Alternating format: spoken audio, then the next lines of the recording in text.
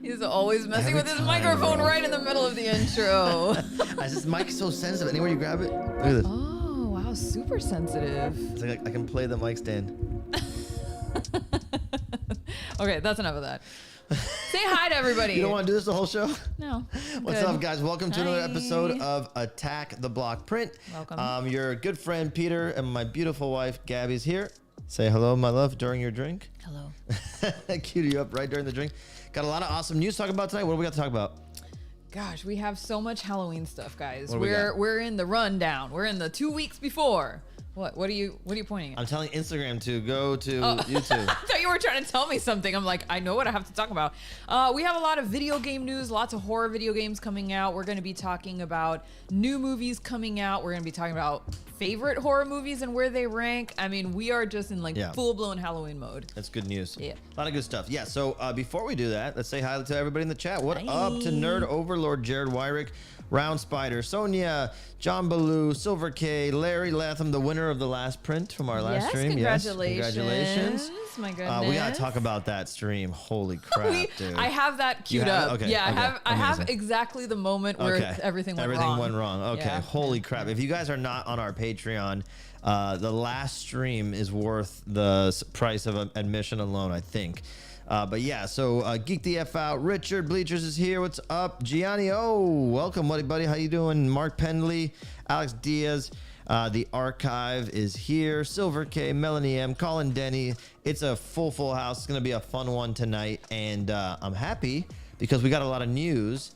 I don't know if you. What are we going next to? Patreon, or what are we talking about next? I mean, we can. What's the order of things we talk about? Let's I already see. forgot.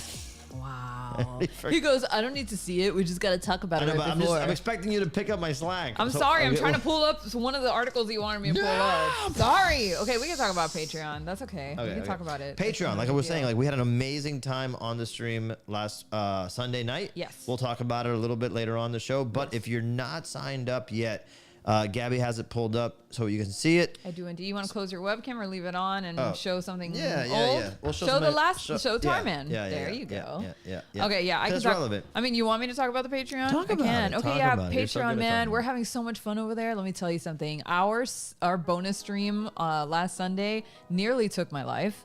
Nearly took my husband's life. It was rough. I think there were some people in the chat who were also on the same roller coaster of fear that we were on. Yeah. But yeah, we're we're having a lot of fun over there. And if you haven't joined already, it's only $5 a month, and it helps support us and helps us continue doing what we love to do and hanging out with you guys. And as a gift for your membership, you will receive 2 extra streams a month. Right now we're doing like watch-alongs. You were turning into Italian Dracula there. I know. I don't know what happened. It started to come out of me.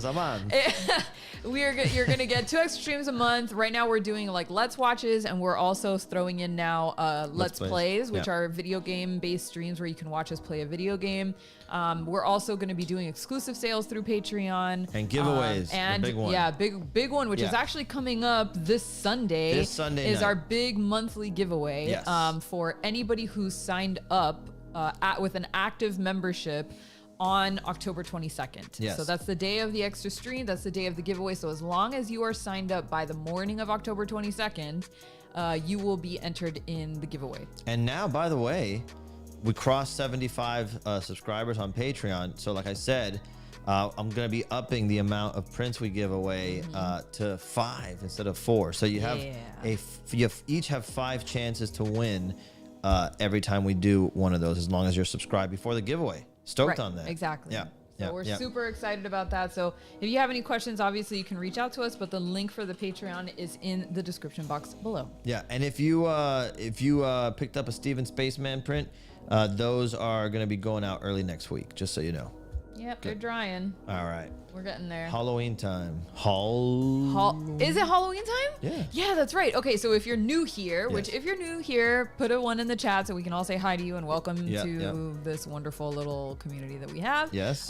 But for the month of October, if you didn't know, we are doing a special segment called Halloween, where we talk about all of our favorite shopping, pick up some nerdy shopping picks. experience. Yeah, yes. exactly. So, and now you get a really cool new stinger to go with our experience. So here you go. You get to experience the Halloween stinger for the first time. If you're new, if you're old, just enjoy the song.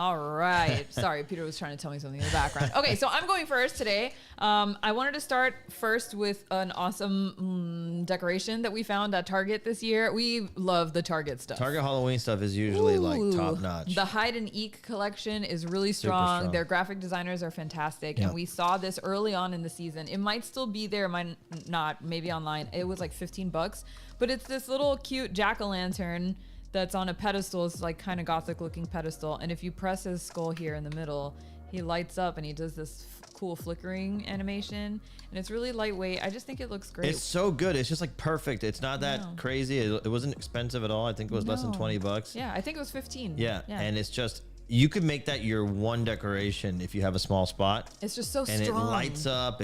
Great sculpt. I mean, we're reviewing it like it's a toy, but it's badass. Dude. Yeah, I love it. And it has its own timer, so it turns off on its own, which is awesome. So you can just come by, press it to turn it off, or just let it run. I think this was like a steal, and it's a great one to add to your collection. Yes, Target. Okay. Target. And speaking of pumpkins. Yeah, speaking of pumpkins. Speaking of nasty little faced pumpkins. What? Your extra Halloween. Oh, you want me to do both of mine? I thought we were going to go back and forth. No, do both. They're cool. Oh, okay. All right, then I'll do my Should I go second next one. then? I'll go next. Okay, all right. So I'll show you this. Go next so I can do it. I got this guy. Speaking of Frankenstein, look how good this is. And it focused because it's a face, bro. Yeah. This camera just wants faces, This camera just wants to face it, bro. Just wants to face it. Face it. Well, the truth. This is awesome. It's a brand new blow mold Trick or Treat Halloween bucket. Trick or Treat Studios Halloween bucket. Both of my Halloween pickups are from Trick or Treat Studios. I freaking worship at the altar of Trick or Treat Studios. We really do. It is an awesome place. Shout out Justin Mabry and the gang over there for making killer stuff. This is a Frankenstein blow mold Halloween bucket.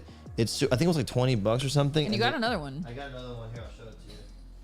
Because it wouldn't be me if I didn't pick up the creature version that they came out with, and it's so freaking good. You know, like look at that. They're not too big either. They both fit in the IKEA. The camera's like, which face? They both fit like in a little IKEA cubby. But God, I just love them so much, man. And just like the perfect amount of detail without being too realistic and still feeling like a retro throwback. So shout out Trick or Treat Studios. It's so awesome. And we've used those before, and like the classic jack-o'-lantern blow mold pumpkins that you see behind Peter. We use those just to give you an idea. They don't just have to be for candy. We put candles in them. Yeah. Well, and we use LED them, candles. Yeah, the obviously not real candles. That's crazy. But LED candles, the flickering ones, you can put them in there, and then you can put them around your house, and they make for really good. I forget what those things are called.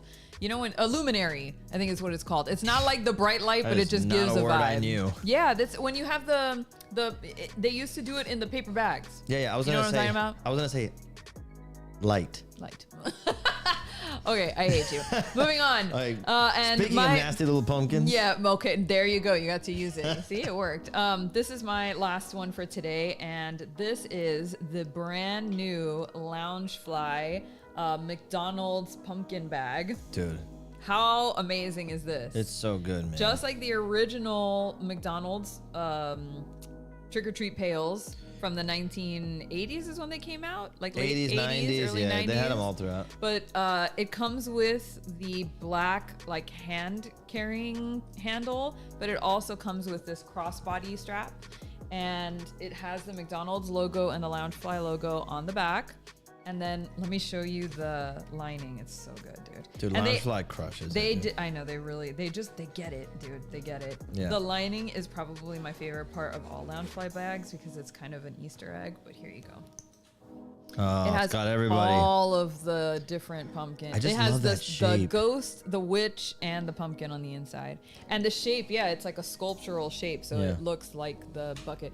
But this thing is incredible. It's like I just got it this year, and it's easily my favorite. I almost don't want to use it. I know, it's so good. I don't want to mess it up. I know, I get but I you love on it that. so Yeah. friggin' much. Yep. But I yeah, love so it. Loungefly, man, don't Sleep are on they it. all sold out? Oh my No god. Yeah, people on the chat are saying that they all sold out. What's sold out? These. That's damn. this all whole sold line. out. I know. I'm not surprised, to now be honest. hit that spot up like in August. No, I think Chris Alarcon is talking about something else. No, but other people in the chat. Oh. Well, either way, but yeah, it's awesome. Check it out. They also did the McBoo and the McWitch or whatever she's Yeah, called. and you can get them on the. I mean, they're usually a little bit more expensive, but if you're dying for Second one, market, yeah. people will sell them on the second market all the time. Pumpkin. So Now, my other pickup for Halloween no, it's just Halloween. is Get it? is also from Trick or Treat Studios. It is the 1/6 scale Return of the Living Dead Tarman figure. Here's the box. It's super awesome. And we were just talking about Tarman last week because I did this carving out. I wish I would have had the figure. It's not in focus, is it? Even though it's a face. There it is. Wow, leave it. Don't stop shaking it. Oh, why did I do it for Because special effects? Why do you do it? Why do I have to? Why do you just go have to do there, it? Just there? leave it there, right there. Stay still. I Okay, always have to do a little too much. I don't know why. I go to the line and I step over it. Yeah. But anyway, so Habitual line stepper. habitual. But they have this amazing. Oh, come on, please. No, that it does not recognize as a human. It's about to. Oh, no. There you go. It's just, you know why? Because you have Creature and Frankenstein in the back God, with it's their. just a world of heads. All right, well, It's give okay. me art You want cam, me to give you the art cam? Yeah. Okay, hold on one second. Stat, art cam, stat. Hold there on. Everyone relax. There you go. Well, he's awesome. He's Tarman 1/6 scale. It's like a 12-inch figure. It's got all the greasy, shiny paint on it, oily. You know, really cool. It's got this head, which is the head that I really love, but it's also got the other alternate head that's really cool, the bigger one. Yeah. And then it comes with this cool brain. It has a little munch in it. Yeah, I really love that detail. We're kind of obsessed with Tarman Yeah. in this house, if you didn't know. Yeah, so amazing figure, and it was like really inexpensive compared to 6 scale figures in general. It doesn't come with a whole lot, but it's just a great piece. Yeah. So- It's a great one. I was so excited when I saw the box. I was like, is that Tarman? Yeah, it's really, really good. Really excited. So But yeah. that's Oh, well, Halloween. I guess you a guys. special mention is this shirt that I'm wearing. Oh, As nice. you can see, it's like a mesh top. Yeah.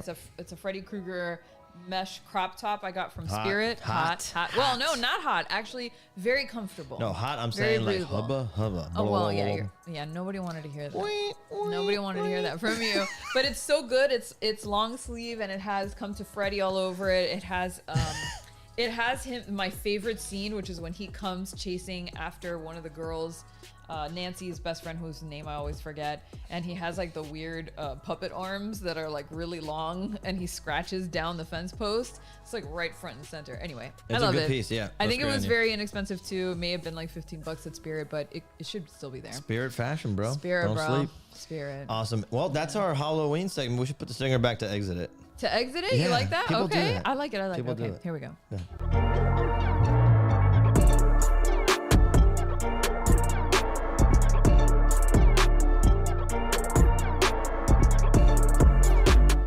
Okay, that's enough of that. Give me that word, Cam. You got it. Hold on. So last few weeks we got into some horror stuff. We got Michael Myers carved up. Tarman we talked about just a second ago. Had a lot of fun carving that guy. I think also what I love about Tarman is that he's ape-like in his features. Oh, I never noticed that. Well, when I'm looking at this one and on the specific head, like look at it again. If you see, like he's got like Oh, I can. you know what I'm saying? I kind of see it now. It's not like super ape-like, but he's got big ears. You know, it's really like a Jack Davis style, which we talked about. Like, oh crap. We talked about it last year, how William Stout designed it, so it's got a very illustrative style. But then, you know, today when I was working on this Frankenstein's monster, I also noticed that like that makeup also has like an ape-like quality to it, and that to me is like the best. So I always play that up. This one's really more based on the makeup in Bride of Frankenstein. The big difference, big noticeable difference is the hair not being on the front of the head. That's something that changed from the first one to the second one, and I kind of like that one a lot. Actually, I don't know what it is about it. Not having the hair there makes it look a little bit more monstrous to me. So a lot of fun on this one. The one I just did for Roosevelt's is based on the first movie, just as a fun fact. Which is like the one that's behind you, right? like the mask behind me, yeah, with the hair. With the hair over the front. Yeah. Yeah, that's the more. I think that's the one that everybody It's really this is the more relates to. Yeah. This is the more iconic look for sure, but I noticed that it's used interchangeably. Like even our thumbnail doesn't have the hair on it, No, it doesn't. and I never noticed that until Yeah. today. Okay. So that's funny. Cool. No one All right. cares. No, I'm joking. Anyways, Oh, it's time for the news, isn't it? Yes. Yes. Entertainment news.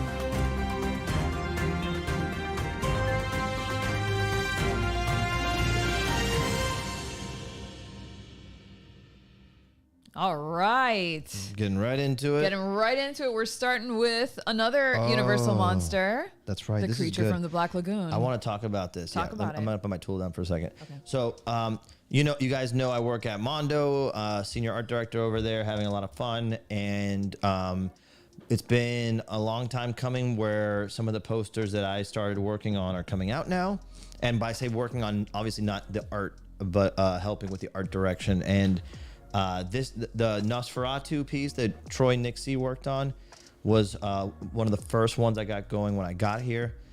it's up on the screen. So It's they up can on see the. it. Oh, Yeah. great. And shout out to Josh Manderville and John Smith, who are doing a lot of work on the art direction as well. We work together as a group. It's been a lot of fun. So this Nosferatu piece is the first one. Troy Nixie, a huge, one of my favorite artists, I should say, and I think hugely under. I don't want to say hugely underknown. I don't want to say underappreciated because I think everybody who knows him appreciates his work. But I think he's got like Bernie Wrightson level chops in the sense that, he renders beautifully. It's got that crosshatch penning style that looks very of the time. It's a focus on the detail and the environment. Very moody, and specifically this piece was colored by the great Dave Stewart, who has done all the Hellboy comics, all of Mike Mignola's work. So it was a match made in heaven. I got a chance to talk and meet with Dave Troy a lot before this piece, and it was just so fun to be a part of that process. I'm very proud of this poster, and there's a few left, I think. Yeah, it says it's almost gone. Yeah, I think there was 8 left last I checked, but either way, it's a beautiful piece. It's going to be a great screen print. Troy's first piece at Mondo, but then tomorrow, you got the creature from the Black Lagoon. Now this, I have to confess. Deep breath while you confess. This might be. Fuck, dude. Go Let ahead. me not be Just hyperbolic. Say what you got to say, bro. I will say this is my favorite Mondo poster Okay. that I've seen in a long time because it speaks to me so much. I was gonna say you're a little biased because you're such a I'm fangirl. certainly no. I am 1,000% biased. In fact, this was when I got to the opportunity to start looking for artists to work with at Mondo. Matt Allison, I commissioned him years ago to do a couple pieces just as a fan of his work. He has a cool comic called Cancor. It's a super indie Arkham meets like Jack Davis, and it's like EC Comics and indie comics, but like with a superhero vibe to it. It's super weird, but his detail work, his textures, his stylizations. In fact, he reined in a little bit of the stylization on this one to stay on model to the creature. But when you look at this piece, the typeface of the title of the movie feels so retro and 50s, 60s, pulp comic-y. But the rendering on the creature is immaculate. You see the skin texture and the layers of the suit, and then the action, right? So it's like him, lunging towards one of the divers who's in the weeds there. I just love the fish detail, the seaweed detail. And Matt had, much like Troy, those guys worked their asses off delivering beautiful sketches that could have been prints themselves just to get to this point. So I'm very proud that this is each of their first time doing a Mondo poster. I'm very proud of the work that they put together. I'm very proud to be associated with it. And I want to shout it out because I know the social media, pushes things out in different ways to different people. But if you, all I'm asking is take a look at these, and if you haven't yet, follow the artists because they're amazing. Troy Nixie on Instagram, I tagged them today, and then Matt Allison, whose Instagram is Cancor, Cankorr. There's gonna be a variant of it too, like on a cool, I think it's like a metallic paper or something like that. But super exciting, and I just wanted to give them some love because they're two really humble, kind dudes who I don't think are nearly as appreciated as they should be. I firmly think these are two of the best working artists out there in terms of classic illustration, period, full stop. So go show them some love. If you want to pick up a poster, I think this is a great one to get. I'm going to be displaying this creature poster, not even close to a question. So. Oh yeah, we're already making space for it. So that's it. I just want to give them some love. But yeah, that's that. Yeah, awesome. And a lot more. Danny Haas is doing a Back to the Future 2 poster that's secretly a Jaws 19 poster. And a lot more coming this month, so stay tuned. Super excited. Nice. Yeah. All right. Well, I think that it's time for us to have a deep, heartfelt conversation about what happened on Sunday. Oh, my God. And in case you don't know, on Sunday, we decided to do our first ever Let's Play for our Patreon exclusive stream for October. Well, we have 2 of them, but this was the first one. And I came up with the brilliant idea of playing I'm glad you're taking responsibility for this. This indie horror game called Mortuary Assistant, which came out a while ago. I think it's the Mortuary Assistant. Well, who cares? Whatever. No, just in case anybody. The Mortuary Assistant. It's up on our Patreon. Yeah. But basically, the premise of the game is that you are indeed the assistant at a morgue, for a mortuary, and you are taking the night shift and processing some bodies. And you find out rather early on in the game that there's a demon that's haunting the mortuary and has decided to take your body and possess you. And you have to figure out a set of clues in order to find out the name of the demon and then banish it back to hell. And then hijinks ensue. Dudes, this is a fucking terrifying game. I like Miwu in the chat says it's too soon, Gabby. Don't make us relive it. Dude, how many people right now watching were there? I would love to know because it was like I really feel we all went through something together. We're trauma bonded now. Dude. I pulled up the video because I pulled it up for everybody because you can only access it if you're part of the Patreon to rewatch the stream. But I pulled it up just to show everybody where we went wrong, where things went horribly wrong. Yeah, for me specifically. I want to show the play-by-play here because this is really like when we were doing this. I'm like, God, I wish everybody was here with us. I'm glad it was the Patreon gang. Don't get me wrong, like that was so fun and intimate. But I do think that this is some of the most fun we've had on the stream, and it was terrifying, frankly. Yeah, here we go. So this is a part of the game where you have to like do like embalming procedures on a body all the while Yeah, so it's like basically telling you like you have to like staple his jaw shut and wire it shut, and then you have to like open their eyes and put these like eye caps in them. And like the whole time that you're doing this, you're so focused on the task at hand that you're not really paying attention to your surroundings. Yeah. And that's where the problem is. So you can see, so you have to go find them. I think something had already happened to me by now that you were playing and it wasn't me, because It's okay. Turn it up. Let me hear it. it's as up as it's gonna get. I don't want it to be. Can you guys hear it in chat? Yeah. Yeah. All right, go back. Let me turn the background music down.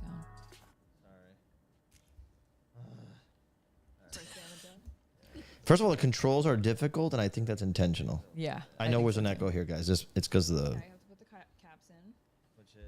Just click on his eyeballs.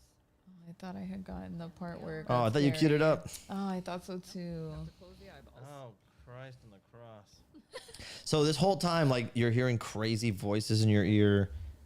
I'm trying to scrub back to see if I can find the part where I saw like something terrifying happening. Well, let me go towards the end where you were getting spooked. Dude, Gabby left the stream, dude. I left. Is it here? I don't know. I thought you had it. Yeah, look. See there. So Peter's in the middle. As you can see, Gabby left. I left. Oh, shit. Oh, God. I was so fucking pissed. I was having a blast, but I was also like a little baked, and I was super upset because I'm like, I didn't want to play this game. I know, this was all my idea. This is Gabby's idea. And then Peter she goes, had to finish it for me. I couldn't do and I also didn't want to take, I was ready to fucking end the stream like 15 minutes before we ended it. But I was like, man, I don't want to end it on a non-climactic moment. So if you guys watch the stream with us, you know what I'm talking about. But if you're on the Patreon, you weren't there live, go back and watch it. It's super funny. And see how this section ends. Because from what I realized, like we just kind of like started the game when I ended it. So yeah. It's creepy. too much. You I had guys. to leave. I had to turn on, in our studio, we have a TV on the wall. So I put on the Disney Channel and I put on Tangled. And so Gabby that I didn't go to could sleep. like, What time did you go to sleep at night? bro, like 4 a.m. or something. 4:30 Like in the I morning, could Gabby was not still awake. sleep. And I have a medical prescription for Xanax. I was not just taking drugs, but I had to go and take some because my heart rate jumped all the way to like 170. So I was having a full blown panic attack. My hands were sweaty. Mom spaghetti. I was a disaster. And poor Peter had to finish it off on his own. I mean, I stayed in the room, but I couldn't even sit next to him to listen to the sounds coming from his headphones because it was making my anxiety worse. Guys, Triggered I was with a capital T. I was strongly considering, Chris says you ended it at a horrifying point. For real, dude. It was like really, really terrifying. But yeah, I a couple of times I was legit like, hey, should we just stop the stream so Gabby can calm down? Because it was like, that's scary, dude. It was. And I gotta tell you, like the way we had it was like our room is darkly lit. We had the headphones and horror game, bro. That's a problem. I think the sound in that game is so well done. I mean, that's the whole point. It's supposed to sound like you're possessed, so you want to hear it as close to your ear as possible. So it sounds like there's people whispering in your ear and they're getting really close or they're moving around you. Like, it's just a bummer. Yeah, it's a bummer. Gabby turned on Tangled, exactly. I had to. I had no choice. I was like PTSD'd. I couldn't do it. So I haven't been that scared. I said it on the stream. I haven't been that scared during a video game since I played Resident Evil Village when there was. That doesn't even come close. No, dude. this is 500 times scarier. Yeah. Resident Evil Village, and really the part of Village that I got scared at was the haunted house. So I guess it kind of it tracks that I'm triggered by haunted ghost things and possessions and stuff. So anyway, terrible idea. It reminded me so much of the Alien Isolation stream we did way back when, and I had so much fun doing it. If you guys had, it was scary, but if you guys had fun doing doing a Let's Play, I think I would love to do it more often. I would finish that game, by the way, if you guys really wanted to. I'd crap my pants doing it. I'm not going to be there for that. Right. My brother says next stream better be Hello Kitty fun time happiness is for everyone. Raph apologizes for the picture that he texted both of us. Which was what that again? night? It was the demon and with the invisible ink over it. So we had to reveal it, you piece of shit. That's right, you piece of shit. Chris Alarcon says next stream has to be Lee Carvalho's putting challenge. I love that. I love that. Oh my god! I wonder if Let's Plays are even fun if it's not jump scary. That's the thing.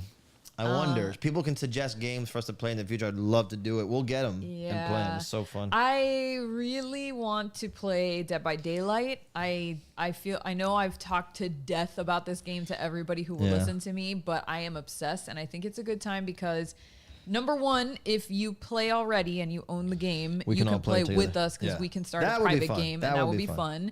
And if not, it's just fun to watch because it's a competitive game.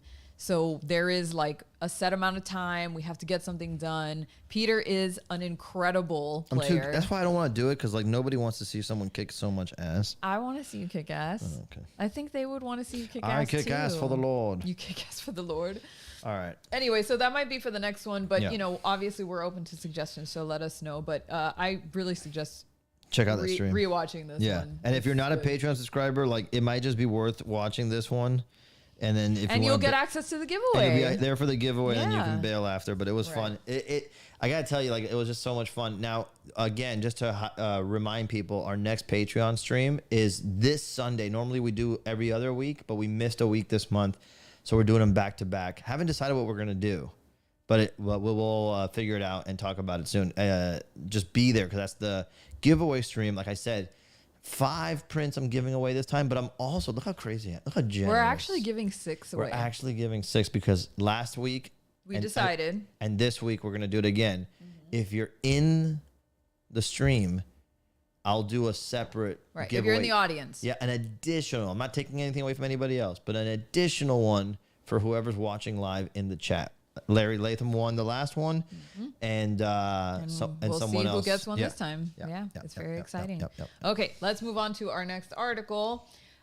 We tried to do this last time, talking about just trying to go over and give a little background to the character that you're carving. Oh, yeah. So last time it was Tarman, and we talked about like the special effects makeup and all the fun stuff that happened on set and what it was all about. This time we're going to be talking about Frankenstein. Now, Frankenstein came out in 1931, so it's been a while. And just before anybody chimes in the chat, we know it's Frankenstein's monster. I know. I'm not going to say it. All the marketing materials that I did for this specific stream, I made sure to reference him as Frankenstein's monster. You did great. I saw that. Because I knew somebody was going to come after me. Someone was going to at me. I know.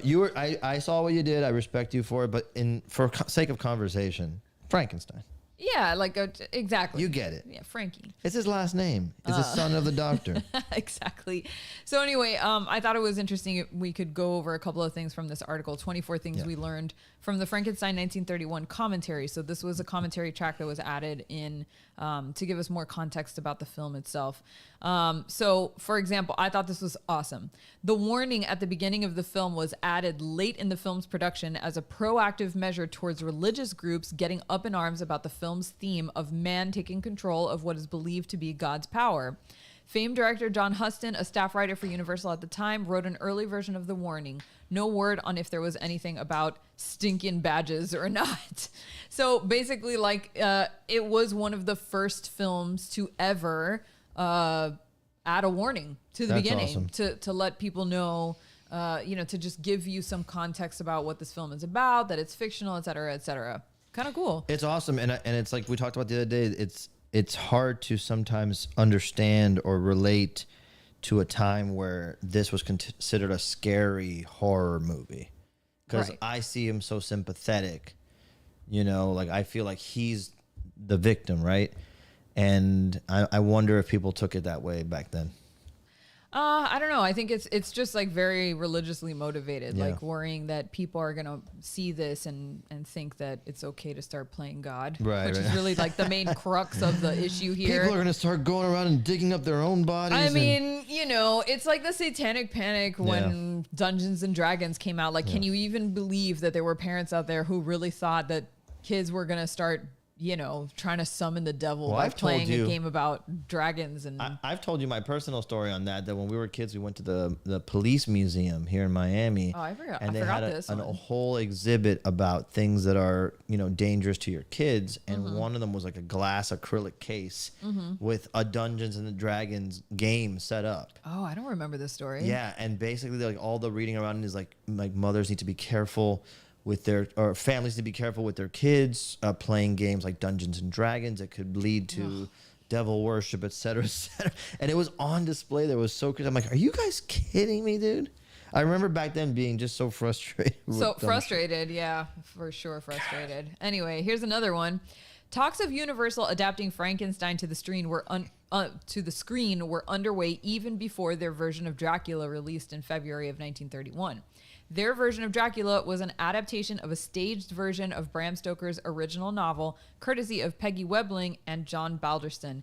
And the success of the film led them to take the same approach to Frankenstein. Screen rights for the play were bought from Webling and Balderston for $20,000. In that time, probably that's a ridiculous sum. Yeah. But the reason why I thought this specific fact was so interesting is because when you watch both of those films, both Frankenstein and Dracula, they do feel so much like stage plays. Totally. Like even sometimes the lack of a background score feels like, okay, everybody's trying to listen to the dialogue right now. It's one of my favorite things about those movies. There's a vibe created as a result of that you just can't get otherwise. It's very unique because of that, right? Because they're trying to replicate the experience of a stage play, but through film.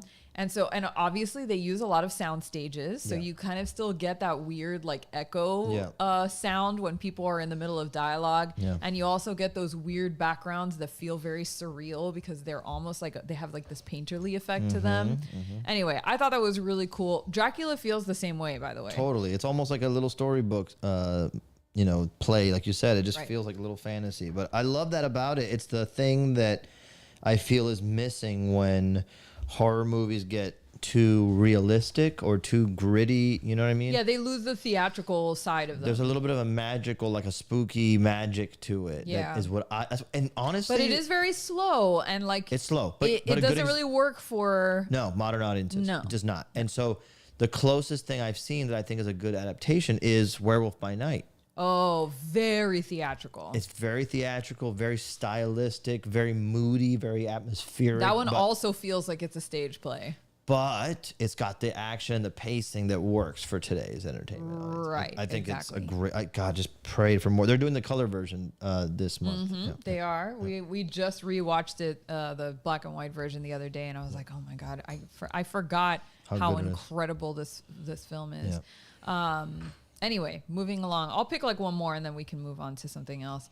Hold on, I already read that one. Sorry. Let me just keep scrolling down. I forgot where I left off. Okay. Tests were done on the sets left over from Dracula to see how Bela Lugosi would fare as the monster in this film, and the actor was announced as playing the part as early as April of 1931. The test, Frankenstein? Yeah. Monster? I didn't know that. The test went through the Frankenstein story up to and including the monster awakening on the table. Can you imagine having to test all of that script? That's crazy. All the way up until you literally wait. Okay. Other actors from Dracula filled in for the roles as well. The makeup on Lugosi is said to have been reminiscent of Paul Wegener's title character in The Golem, a film about a monster created out of clay who is brought to life by a Jewish rabbi. And Lemmy Jr. said in an interview, the sight of Lugosi in the makeup made him laugh like a hyena. Lugosi didn't want to play a mindless, speechless brute, and reports are that he showed up to the test with an air of arrogance. Early drafts of the screenplay also had the monster as a much less sympathetic part. Lugosi ended up passing. It sounds like the way they portray his character in Ed Wood. Oh, Karloff. Yeah. Bullshit. Yeah, that's a good. Yeah, Rich in the chat said Karloff. Yeah, Karloff. Karloff. God, if you guys have never seen Ed Wood, man. Yeah, I still have to finish it. That's so good. But another one that's like very slow. Yeah. But it is funny that Bela Lugosi would be like, "I'm too fucking cool for this. I'm sorry. Like I can't play a friggin' mindless, creature. I have to play something that has more gravitas." That's what he says in the movie. No way. Yeah. He reminds me of the robot soap opera actor from Futurama. Calculon. Calculon. Yeah. Calculon. That's Bela Lugosi. That's hilarious. Anyway, moving along. If you haven't seen Frankenstein, the original, we highly suggest. Yeah. Highly suggest. And Bride of Frankenstein? It's the better of the two films. It is the better of the two. They're both great. But I feel like you can watch them back to back. They're not that long to begin with. No, they're short. And they're just such a vibe. Dude, and it's just something that you put on, like you said, like it's just an atmosphere that you're not going to get anywhere else. And and just looking, even if you don't care about the plot, just looking at it, like the sets and the makeup, it's just so good. Just so good. Okay, well, moving along. Speaking of best horror films of all time, Rolling Stone came out with their 101 best horror movies of all time. This article was submitted to me by our mod Raf, so thank you, Raf. Thank you, Raf. And by the way, if you guys ever have come across any articles you want us to cover, feel free to send it our way. DM me, you know, whatever. So put it in the YouTube commentary at the bottom of our previous stream. I read them all right before I start getting ready for the new stream. So it is really massively helpful because, you know, sometimes it's hard to farm all these news links on my own. We want to talk about what you guys are hyped up on. So, yeah, exactly. Absolutely. So I'm obviously not going to sit here and go over all 101 of these. So I just skipped to the top 10 because obviously. And this is Rolling Stone. Yeah, this is Rolling Stone. Hold on. Let me get to, I'm going to go to 13 through 3. So we'll go down to some of these. By the way, it starts at 13 through 3. Number 13 is Rosemary's Baby. That's a great movie. Yeah, but it feels way too high up there in number. Like it should be in the top 10. Oh, you mean it's like too low then? Yeah, like if we're talking about the top 10, I agree. Rosemary's Baby should be in the top 10, not 13. Yeah. Like what could have beat out Rosemary's Baby? That's what you and I should do. We should go down this list and say, great movie, not better than Rosemary's Baby. No, exactly. And number 12 is the Blair Witch Project. That one to me feels like it's maybe too. It's important movie. It's maybe too prioritized. Yeah, I would switch those for sure. I would definitely switch those. Great movie. Yeah. Look, number 11 is The Shining. How did The Shining not make it to 11? What do you mean? I mean, I'm sorry. To top How 10? did The Shining not make it to the top 10? Yeah, that's a tough one because that's a perfect movie in my opinion in terms of like horror. Yeah, it's a masterpiece. Like, I mean, people who have never seen The Shining know The Shining. How old were you when you saw The Shining? I must have been like 16. Was there a scene that stuck out to you that is the most like memorable or impression making or scary to you? Gosh. Because I think it's also a vibe movie, but there is a scene, and I'll wait for the chat. I know exactly which scene it is for you, but for me, I would say if you have an opinion in the chat about the scariest part of The Shining, say it in the comments. The scariest part of The Shining, or the most freakiest part, to or me like was the last disturbing. scene when he's frozen in the maze. Oh, really? That part was so unsettling to me. No way. Yeah. Interesting. I know that's weird because the rest of it, but the rest of it is like a lot of build up vibe and drama. True. And then you have the action part where, you know, Jack is going after his family and there's a lot of action going on. So it's thrilling, but it's not scary. But to me, what was scary was that like he died like that. He never got released. And then to see him like kind of frozen and stuck in that maniacal pose, it just was so scary and unsettling to me. Look at what the house claimed him. Look at what Rich said. Look at what Pedal Stuff the said. Naked Look at zombie what woman, Raph said. the decaying woman, the bathtub, dude. tub lady. You guys, everybody's saying the bathtub. That's 100% the most disturbing part of that movie for me. And it was the part as a kid, I'm like, I can't even watch this scene. I was fine with it. I don't know why it didn't bother me. I'm glad it's not just me. Like you guys are 100%. The pig costume was disturbing. Yeah, for sure, Team Ollie. But the tub scene, bro. The tub lady. The tub lady. Sonia says even in the book, the tub lady. Yeah, I can imagine. He's very good at writing like very disturbing scenes. So yeah, that's the one for me. It's a weird, and it was the first time I felt disturbed in that way. Like that was more psychological, not so much a jump scare. Per se, it didn't do anything. Like it didn't scare me. It bummed me out because I was like, oh, gross. But I wasn't like, oh no. I was just, you know, like, wow, that sucks. Feels bad, man. Yeah, feels bad, man. That's exactly what it felt. I think Sonia. Yeah. I think Raph just put a link to it in the chat. I'm actually gonna open it. Oh no, it says, "Are you sure you want to leave YouTube?" Oh no. You know what? No, yeah, I don't. Yeah. I don't want to leave. But YouTube. Yeah, so yeah, that was a bummer. What else? What's after The Shining? Hold on. There it is.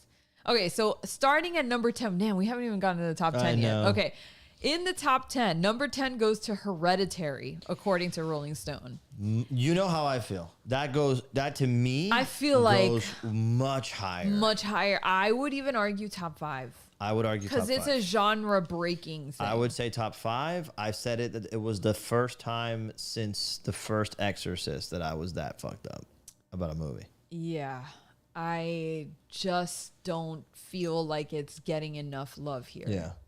I mean, top 10 is good, but when I think I remember seeing this list. Again, top 5 for me. Well, I would love to see what goes after this because, I mean, if you guys haven't seen Hereditary, you guys, like, it is to me, it's a perfect movie. To me, some people find the ending controversial. I think it's great. I think the beginning is the most. The first 30, maybe 40 minutes of that film are the most intense 40 minutes that I've ever experienced in film ever. Yeah. In fact, it's one of the only movies I've ever walked out of. Yeah.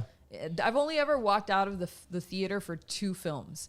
The first one was Cloverfield, because the shaking camera bummed you. No, it gave me motion sickness. And I went, in fairness to the film, I went on a free ticket. It was like a press pass because I used to work for a local newspaper, so they gave me press passes. But because of that, I had to sit like at the front of the theater. So I was like craning my neck up to that huge ass screen, and then the cam, like the free cam work started happening, and I was like, "Oh, I think I'm gonna throw up." So I had to leave. But for being disturbed, that's the first time. But being so disturbed that I had to leave, it was Hereditary. Dude, it's so crazy because even though you were that bummed out, you still felt that you wanted to see the movie. Yeah, I just had to wait a little while to which get I think is over a it. testament to how good the movie is. Yes. Agreed. Because you were like, this sucks, but I gotta finish it. Yeah, look, Sonia said it correctly. Hereditary is so intense. The trauma, the psychological and literal trauma. Yes, dude. It is the trauma that set me off, at least. It's like I started to empathize way too much with Toni Collette's character. And what I loved about it is it's super, I don't know, it's a super elevated film. It's very artistically put together. It's very carefully crafted. You can see just everything is the acting is unreal. The story's awesome. Yeah. But it doesn't shy away from the paranormal stuff. Usually I feel like that elevated treatment is saved for more grounded horror.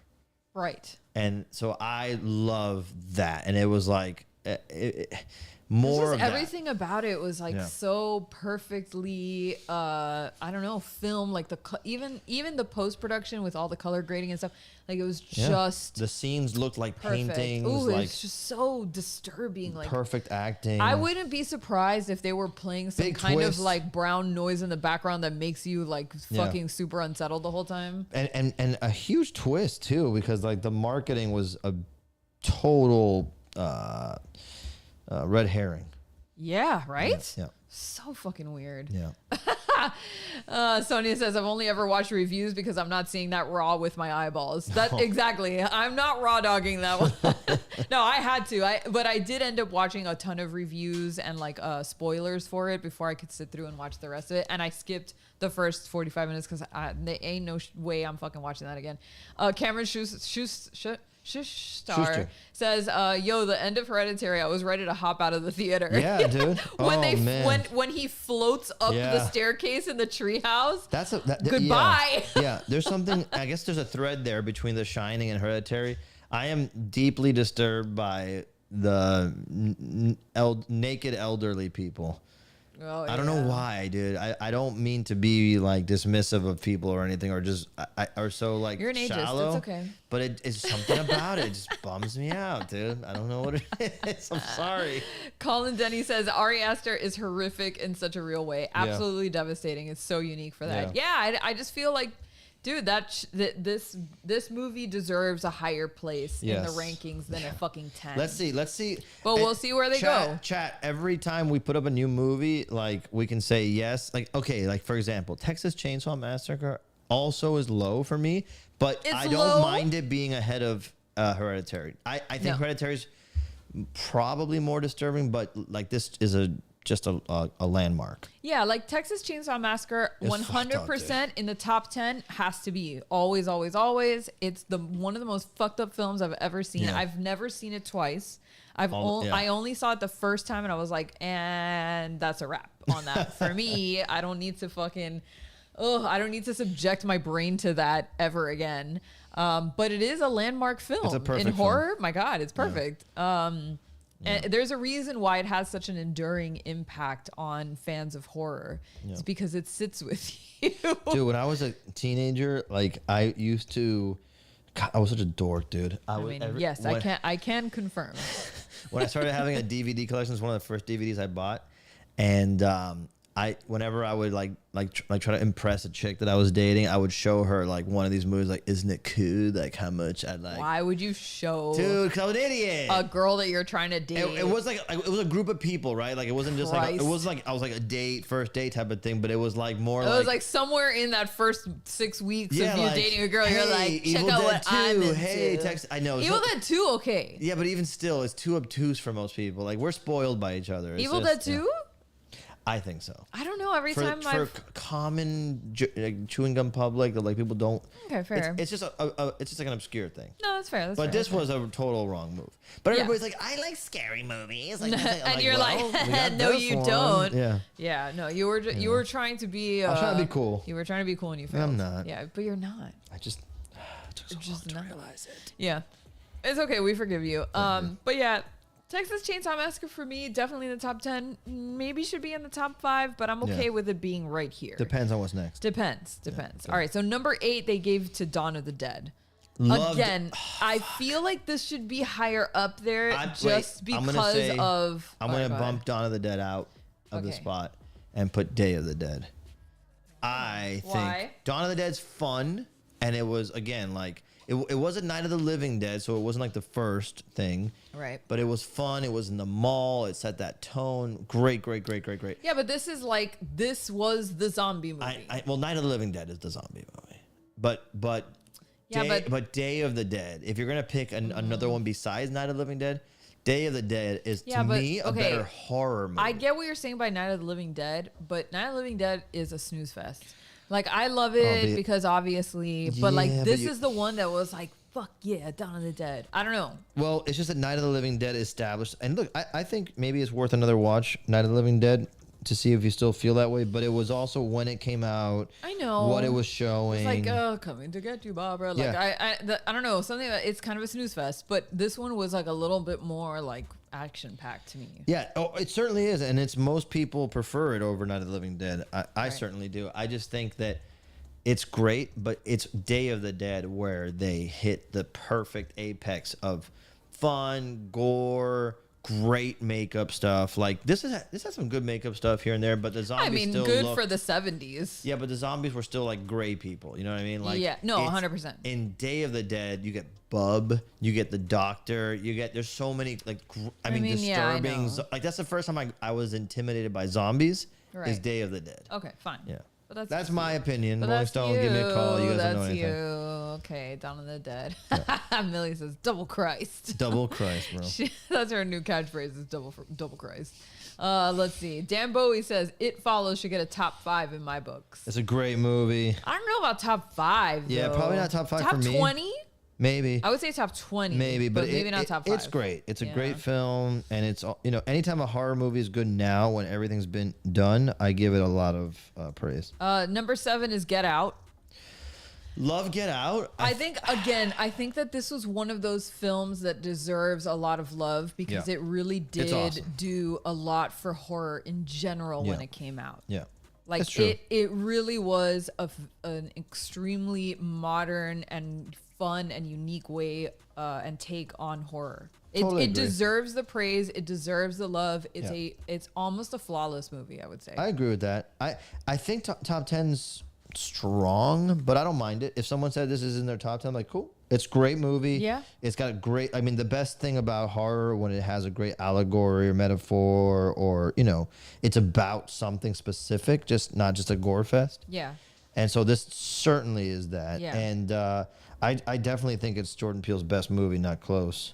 Yeah. My personal taste. By far, because Us was not that good. I think like the first 80% of Us was good, and the last 20% was just not my favorite. Gaga. But this is a perfect movie, so I don't mind it. It's not something that I immediately think of in a top 10. No, because Joseph Roldan says it's more of a thriller. I agree with that. I don't know necessarily. I know that it's classified in the horror genre because there are a lot of like horrific things that happen towards the end, but realistically, it's more of a psychological thriller. Yeah, I think so too. But a lot of people put those in the umbrella of interchangeable. horror. That's fine. So I don't, this doesn't bother me on a list. Put it to that way, because it's really well done and it's a great movie. So Yeah. I don't have a problem with it. It's just not. It wouldn't occur to me to put it in a top 10 horror movie for whatever reason. no. If we're thinking like horror, I'm thinking more splatter, gore, torture, Classic zombie, monsters. classic Universal monsters. I'm not thinking so much psychological thriller. Possession, like for demon example, stuff. I wouldn't put Silence of the Lambs in top 10 Oh, horror. right, exactly. To me, that's more thriller. Yeah, I agree you with know? that. And that's a perfect movie too. Yeah, I just wouldn't exactly. put it in a top 10. Right. Moving into number 6, the movie Inside, which came out in 2007. I have never seen this Bro, film. what is this I don't movie, even know what Inside? this is where Rolling Stones is starting to lose me. What is this movie? What is Inside? If you've watched this movie, please speak up. I'm sure it's good if they put it this high up, man. I mean, but a 6? I never even heard of it. A 6? Let's see what it says. Who is the mysterious woman that seems intent on terrorizing an expectant mother on Christmas Eve? At first, this menacing I mean, lady... that's a horrifying premise. Yes. At first, this menacing lady just wants to get inside the head of her potential victim, who isn't sure why she's been targeted. Then, the scissors-wielding stalker manages to gain entrance inside her home. Next stop, the too-soon-to-be mom's womb. Even among hardcore horror fanatics, this movie from directors Julian Maury and Alexander Bustillo has earned a reputation for being particularly unrelenting, unforgiving, and undeniably taxing on audiences' nervous systems. The wave of gory, Gallic horror known as the New French Extremity Oh, French film. was responsible for a lot of taboo breaking and pushing the boundaries of good taste. But by putting a pregnant woman in peril, the duo took their can you take it endurance test perilously near the breaking point. It not only upped the final girl stakes, but kept you, the viewer, constantly wondering, how far are they going to take this concept? The answer, dear reader, is right to the inevitable, extremely bloody end of the line. And believe us when we say that Dali's dead-eyed maniac may not have, dead-eyed maniac may not have the body count of a Michael Myers or a Jason Voorhees. She most certainly earns a horror Hall of Fame spot before the end credits start rolling. You've been warned. I've literally never heard of this. And I've watched some of these, like the French horror films that they're talking about from this genre. And I do agree that they're extremely fucked up. I watched one where it was a mockumentary of a serial killer, a French serial killer. Yeah, it was fucked up. And they like watched him stalk people and kill people. And it was all in black and white. It was fucked up. I don't remember what the name was because I was 16. So who knows? But I've never heard this. I wonder if the Burger Beast is still here and he can tell us, because he is. Raph, I think Raph has. Hold on. Raph says I'm so. going back in the chat to see. No, it's a French horror movie. It's dope, says Raph. Okay. Joseph says, "Oh, that was a fun one. Very camp." Oh, okay. Let's see. I like camp horror. Okay, well maybe. Maybe we'll- Raph. Raph, stop trying to make us seem racist. He said, "Did y'all forget that horror movies exist in other countries?" No. It's just God. that it doesn't like look where we don't. Where would I see it? Where would I have seen it? I don't know. I didn't even know it existed. I'll watch it. I'd watch it, but I've never even seen it like on any of the streaming platforms. But let's agree one thing. This is like one of those rankings where they want to show you what they know. Come on. It does feel that way. I mean, unless this one's really fucked up. Like, Does anybody? maybe it is. French films can be brutal, irreversible. Made me turn off the movie. Okay. Oh, I've never seen that one either. Well, see, I'm just saying, like, I would put Audition up higher than this, and I never seen it, but I don't. I guess I can't Oh, judge. Dead Kiriyama, Man Bites Dog. Is that the one that I'm thinking of? I don't know. Joseph Roldan says, "Oh wait, I spoke too soon. I got confused. Sorry, I thought it was Malignant. No, Malignant is good, but I would I love I would Malignant. not put it anywhere in the top 10. No. Like, not even close. No, but I love it. Oh, anyway. Okay, so Okay, keep going. any guesses in chat on what number 5 is? We are talking Rolling Stones here. Den, don't go look up the damn thing I'm and gonna try to say- tell me what it is. What do you think it is? I don't know what number 5 is, but I know that I better see. I better see The Exorcist in the top 5. Okay. I better see. If they're doing sci-fi horror, The Thing should be there. Oh, yeah. Top 5. Yeah. I mean, any horror. I think all horror. If they're doing psychological thrillers too, then that means that if Evil Dead 2 counts, it obviously should be there for me. Evil Dead should have been in the top 10.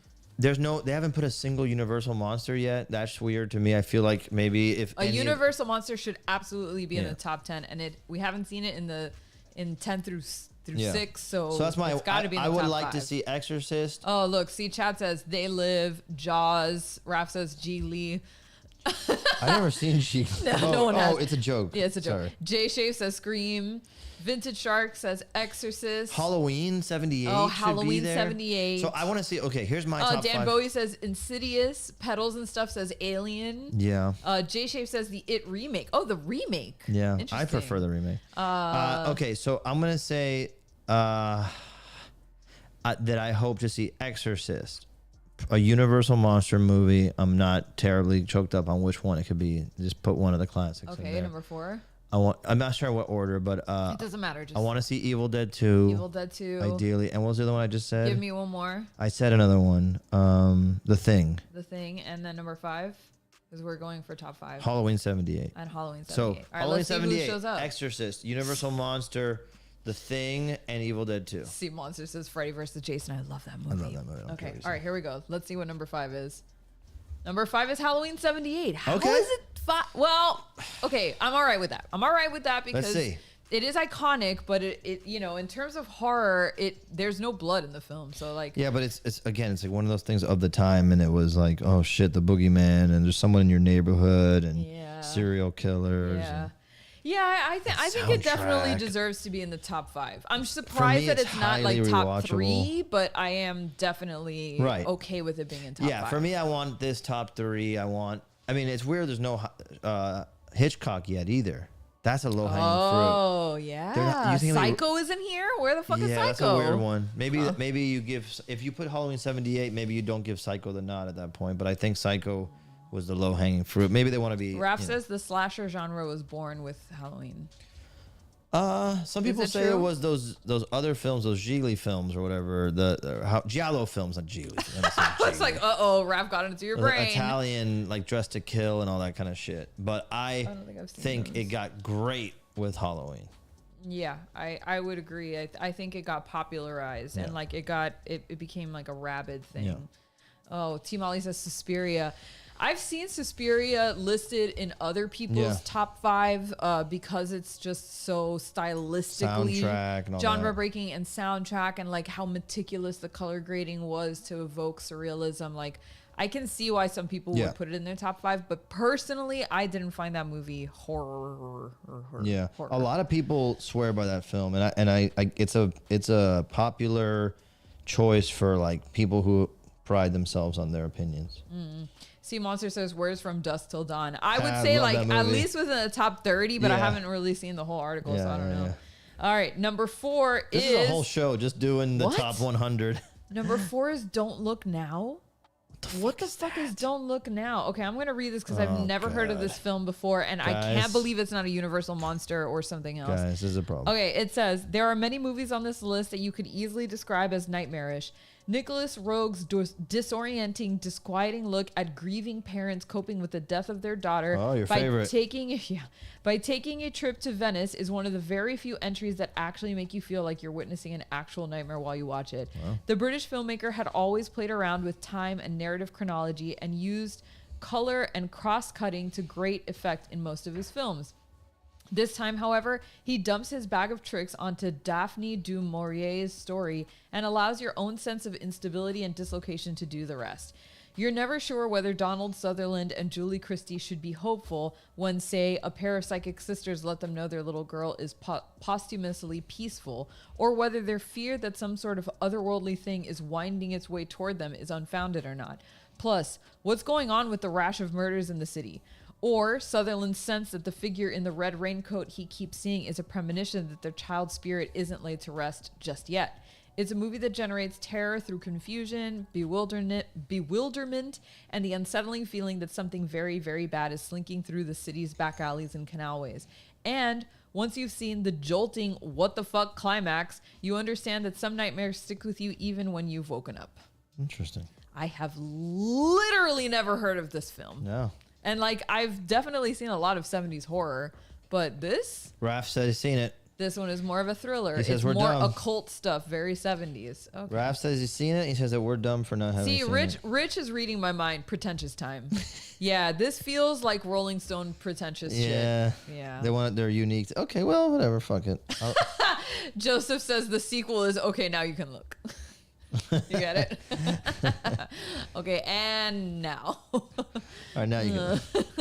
Stupid. The rap says "Don't Look Now" is Italian and awesome. It's Italian.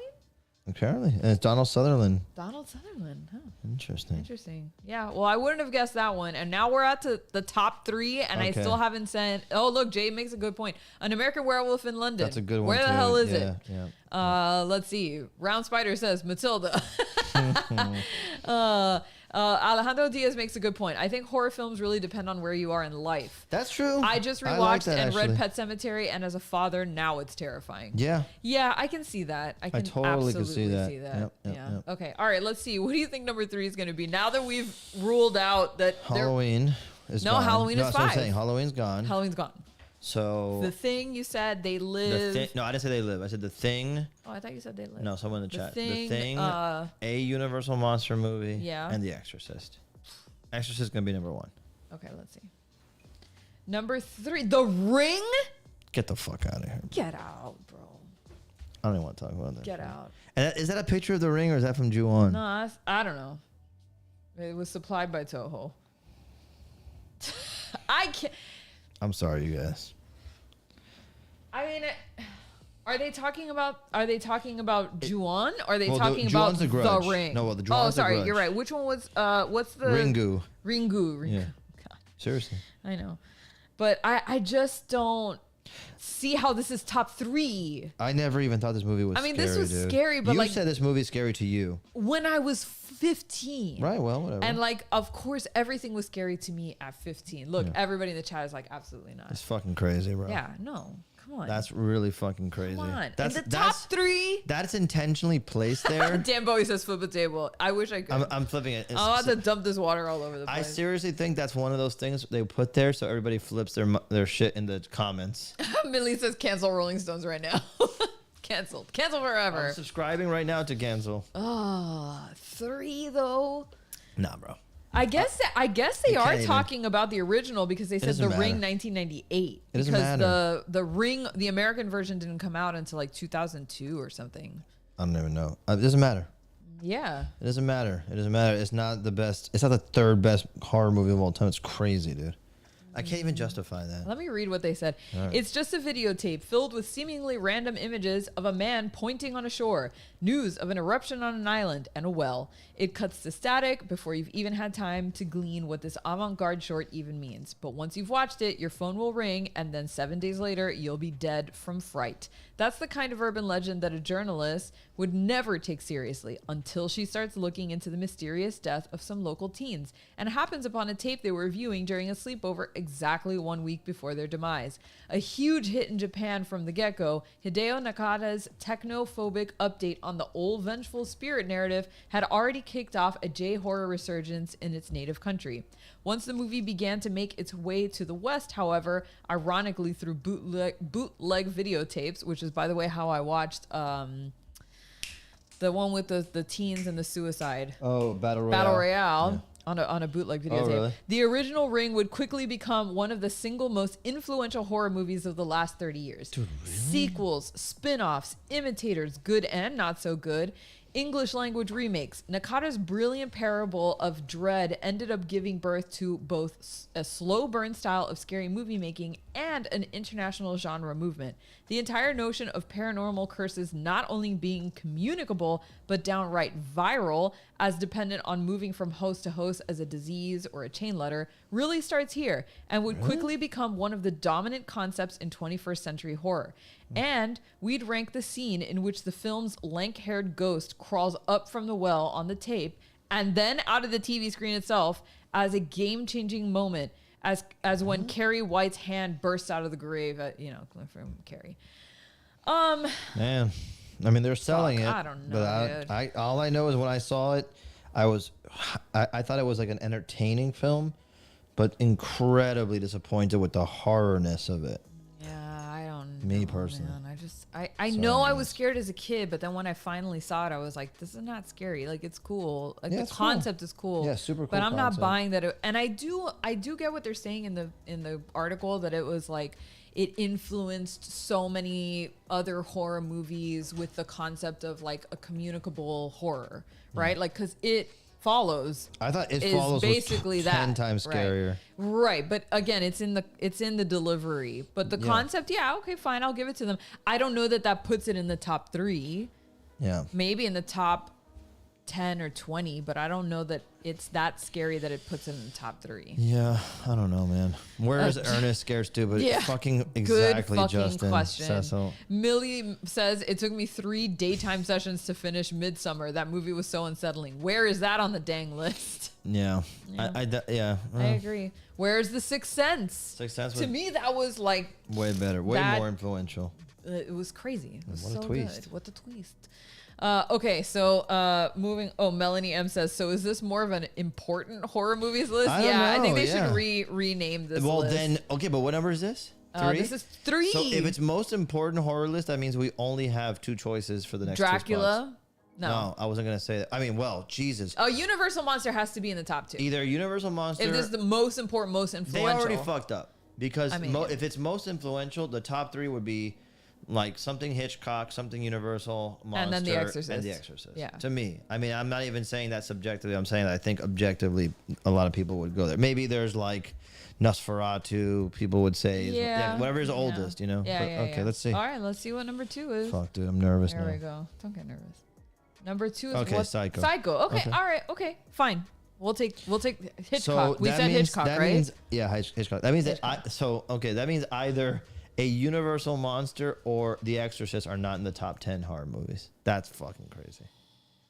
That's upsetting. And The Ring is. It wasn't even in the whatever- top 10. You don't get a Universal Monster in the top 10. Okay. All right, Rolling Stone. But we got fucking, what is it? Don't look Look at my out, cheeks. look. Alien Thing and Jaws were not Look in the top out. 10. Yeah. What? Well, we don't know what top 1 is, but No, I'm but a lot is being guessing. left out. Yeah, It's crazy, I know. guys. Come on. Yeah. Does anybody here 100% agree with this list so far? Chris says ChatGPT would make a better list. 100%. I bet you Dude, they would. 100%. You should do that on the stream. I will pull it up. Okay. I will pull it up. Okay, but let's see. All right. So, well, we don't really have to say too much about Psycho. Yeah. We know why Psycho is in the top 2. The soundtrack, the thrill, the twist. The twist is great. The twist is great. I mean, Hitchcock. Some people prefer the sequel to the first one, you know? Or is it 2 or 3? No way. Yeah, and it's been a thing that I've been reading a lot lately. I've never seen 2 or 3. Interesting enough. Yeah, I don't know. But the Bates Motel, man. That's a great... Iconic. Yeah, super. Iconic. Mm-hmm. Okay, anyway, moving on. Number 1, what do you think? Exorcist. Yeah, me too. If it's not that, it's ridiculous list. If it's not Exorcist, then we're never reading Rolling It's a Stones ridiculous... again. It's literally the only chance this list has of having any iota of respect is that they put Exorcist number 1. Not even saying it's my favorite horror movie, but what else could they put? There's nothing. T Molly 86 says Rolling Stone might take a look at Watch Mojo. Yeah, I actually watched the Watch Mojo ranking list, and I think they put Psycho as number 1 for them. I don't know that, Which is fine. That's okay. They had Not a my- really good ranking. Okay. I think. Yeah, I liked theirs. I didn't agree 100%, but I was pretty much there with them, like spot for spot. Okay. Anyway, okay, let's see. Oh, Sea Monster says this feels like an IGN list, bro. I love IGN, but yeah, sometimes I get a little bit like. Yeah, they lost They me get a recently little- when they started just reviewing streaming services, but Oh, that's right. we forgot love about that. a lot of what they do. All right, here we go. Number 1 is On the next page. on the next page. The Exorcist. Yeah, Okay. Yeah, we're good. That was the correct. That was the correct number choice. 1. Everything else is a fucking shit show. Yeah.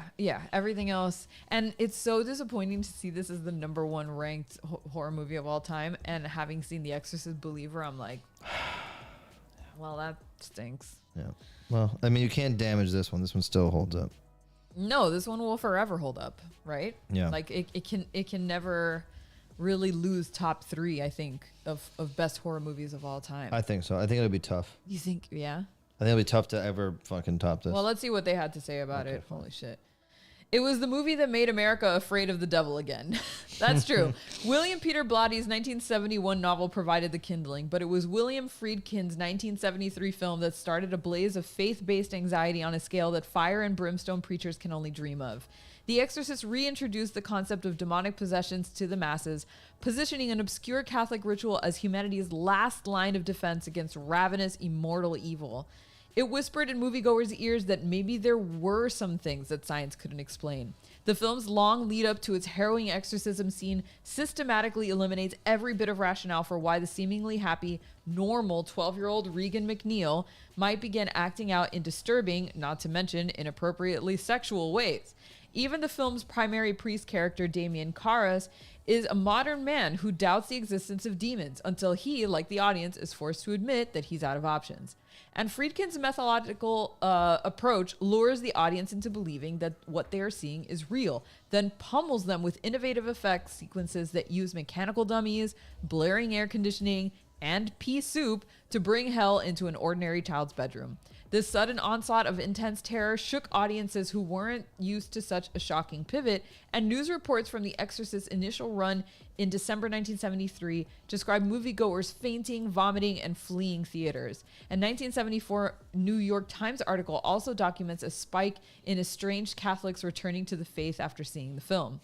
Its grounded storytelling marked a turning point for the horror genre, and acolytes of the film's makeup artist Dick Smith went on to further expand the possibilities of what could be done with fiberglass and liquid latex. But the commercial and artistic success of The Exorcist, not to mention the wave of hype that came with all of that puking and passing out, changed the public's perception of what a horror movie could be. It made evil real and brought it into the real world. No misty castle or fairy tale curse could ever compete with that. I agree 100%. Yeah. It really did create this situation where it felt like it was truly happening to somebody. Yep. There was no fog, there was no dream sequence, there was none of that shit. It was like, this is real, this is happening, this girl is going through it, and there's only one explanation. And It's crazy. unsettling as fuck. It's a perfect movie, and it was the first time I remember like watching a movie and then going to talk to my dad and say, "Is this real? Is this possible?" Did you really Yeah. talk to your dad like that? Yeah, 'cause That's I so saw- funny. 'cause I saw when I was way older. I saw it when I was like 10 years old. You know, I was like so young You were for that very shit, young. dude. What, And maybe too young. yeah, and then my dad was getting into like Nostradamus at the time and saying that God. the end of the world's coming, guys. I'm like, oh my fucking god. That's not cool. And I see that's the beginning of that's my first existential dread moment. That one The moment. first of many. Oh yeah, let's see what the chat says. Colin Denny says Exorcist 3 is better. Fight me. Exorcist 3 is a great movie, and when people used to say that, I hadn't seen it. I'm like, how could it possibly be? I had seen part 2, I think, and I remember thinking it was silly. But part 3 is great. If you've ever, if you've never seen Exorcist 3, it's awesome. And I just rewatched it last year, and such a great movie. It very much like a stage play too, very limited cast, but great mystery. It has all the stuff that I like about the first one, just but served in a totally different way. I'm sorry. Raph says Exorcist 3 is just different. It really isn't an Exorcist movie. It's just called that for marketing. I don't know. I've never seen it. It's very different. Okay. I think it has enough ties that you could work it into the mythology, but just the fact that you're saying Exorcist, it's not exactly that. Yeah. But it's good. It's a very good movie. Harriman says I had pea soup in my pants when I saw it at 6 years old in 1984. Jesus, Harriman. Too young. Too Too young, young. My brother says our dad couldn't sleep for almost a week after seeing it on release. My dad also a Catholic, so I'm sure that hit some nerves there. Yeah. Well, that's the other story. I don't know if I think I've told this in the streams before, but when I was a little kid, my dad drove us to Georgetown, Virginia, to visit some family. And again, I think I was like 12 or 10. My brother was like 8, something like that. And they filmed at least a photo of the stairs. A lot of the movie is in Georgetown, I think. And then the stairs that, and the famous stairs on the cover of the movie poster. Oh, you went? My dad Gosh. took us up. Well, my dad took us to the spot. It was nighttime. It was cold. And we were going to have pizza. He goes, "Hey, I'll get you guys pizza. Just all you got to do is walk up the stairs." Oh, that's so rude. Dude, and I was like, How could he do it to you? Okay. And my brother and I watched it. Dude, we had just seen the movie too, which we shouldn't have. And it was so cold, so scary, so steep. Oh my And I know I was small because as an adult I went back. I'm like, this is not that bad. Right, but at that time, like that's it. Yeah. And there's a window. It's like the whole deal, dude. It's creepy. No, thank you. Yeah. Let's see. Chris Alacone says, my dad told me he watched it when it came out and he lived in a damp ass basement in California and didn't sleep right for days. Yeah, no. Sure, move out of the basement. There's only a few experiences like that. And it's funny, but like it's Exorcist, it's Hereditary. And I got a lot of that vibe from that stupid game we played. Oh, from the Mortuary Assistant? Yeah. Even though it was totally different. Again, like it's not the same thing at all, but there's an element to all three films that are so engrossing. They pull you in that, at least for me, I start to overly empathize with the situation. I and empathize. That's me my out. problem is I overly empathize with like characters, and that's what makes me like rage quit horror films because I'm like, I don't want to be this person. Why am I doing this? Yeah. Joseph Roldan says the things we do for pizza. You're not wrong, bro. That's the story of my autobiography. That's the story. That's the title of Peter's autobiography. That's what I want. The things I do for pizza. If anybody ever eulogizes me, just title it "The Things We Do for Pizza." The things we do for pizza. Raph says, "Let's adapt Mortuary's Assistant for film." Absolutely fucking not. I don't think you need to. I think that's the whole point. No, there's a film on Netflix that basically is already the Mortuary's Assistant. Oh, Jennifer's Body? No, it's the witch one. Of Jane Doe? The Autopsy of Jane Doe. If you've never seen it, it is basically the game that we just played on Sunday. I think the game is scarier. And the game is definitely scarier because you're playing as the person who's experiencing the possession. But like that film does a pretty good idea of that. Also, anybody who would play a game like that in VR is out of their fucking mind. I just want to say that. Oh my God. I don't think you can. I don't know that you can. I don't know. Anyway, whatever. Okay, moving on. I have another list. Another list? Yeah, I like lists, guys. I'm sorry. I don't know what to tell you. Best horror video games for Halloween. Okay. In 2023 specifically. Okay. Okay. So this one's going to be quick. Okay, quick. Okay, here we go. So the list is Alien Isolation. Agreed. We've talked about this one before. We've actually streamed it. It's on our YouTube channel if you want to go back and find it. It is fun. Very, very fun. It's not like scary like Mortuary's Assistant. No. It's more like, ooh, he's going to get me kind of scary. Yeah. If that makes sense. If you've ever played like, I don't know, hide and go seek or tag or something, it's that same feeling of like, ooh, don't let him get me. I love the, ooh, he gonna get me. Ooh, he gonna get me. And like you gotta hide in lockers and stuff, and like it's fun. It's a lot of fun. Yeah, it's fun. It's fun. That one's a good one. It definitely has like, so the pros here are great AI for the xenomorph, also very scary. But the cons are the combat against regular enemies isn't very good. I don't know. We didn't really get that far in it, but whatever. But this one is a good one. You can buy for $23 digital on Amazon, so it's really cheap. It's a good party game too. It really is. Yeah, just pass the controller along to whoever is scared is. This is an interesting entry into the list. I think it's a good one, especially if you have people that want to play with you couch co-op and that are not like big horror fans. The Quarry. Oh yeah, it's more of a narrative. It's good. The Quarry is like it's slow paced enough that even the biggest scaredy cats have a time to catch their breath. In between the big beats of the story. Plus, it does play out like a narrative, so it's more like you're making choices instead of like action all the time. So there's a lot of moments where you're just watching a movie. Yeah, it is very much a choose your own adventure. I have fun. The funny thing is, like in my memory, it was a movie that I watched, not a game that I played. It's weird. Yeah, because it basically plays a lot of the games from this developer play like that. Yeah. They're just they're interactive movies is kind of what it feels like. I liked it. Yeah, it has a cool twist to it. It's got multiple endings. It does have multiple endings.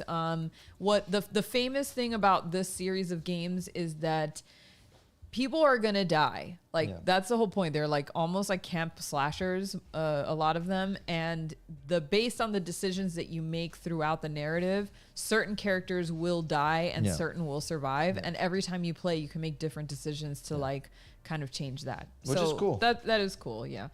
So again, pros, your choices matter. Absolutely. 100%. Contains many different endings, just like Peter said, and it has an excellent cast. That is true. Yeah. They do have an excellent cast of actors. They got the actors themselves, but it is slow. And I will admit and that there is one that can be character hard. who's acting, I think, is really terrible. In Well, that game. you know, Justice Smith. Just, or yeah, whatever. exactly. Oof. It's now $20 digital on Amazon. It's super cheap digital. I think that's thing. actually super worth it. I think so too. It's fun, especially because you can play couch co-op. That's very rare nowadays. Yeah. Anyway, moving along. Dead by Daylight. Yeah, I told you. It doesn't even have a cons list. Yes. Well, we've talked about this before, but I'll read out the very expertly written description for you. Dead by Daylight, a rare chance for you to play as a slasher movie monster. In this asymmetric multiplayer game, you either play as a killer or a survivor. Naturally, the killer's job is to murder all the other players. As for the survivors, they have to escape before they can get eliminated. The pros of this game: controlling a killer while hunting civilians is a unique gameplay experience. Also, the range of killers. There are so many killers to pick from. It's crazy. And it's scarier than the typical horror multiplayer game. I would agree. I think maybe for the first 20 hours of gameplay, you will find yourself actually getting scared. Yeah. When you're getting chased or whatever. But after 20 hours, you're a seasoned pro, and now you're just playing a Halloween themed game of tag. Yeah, asymmetrical. Pretty much.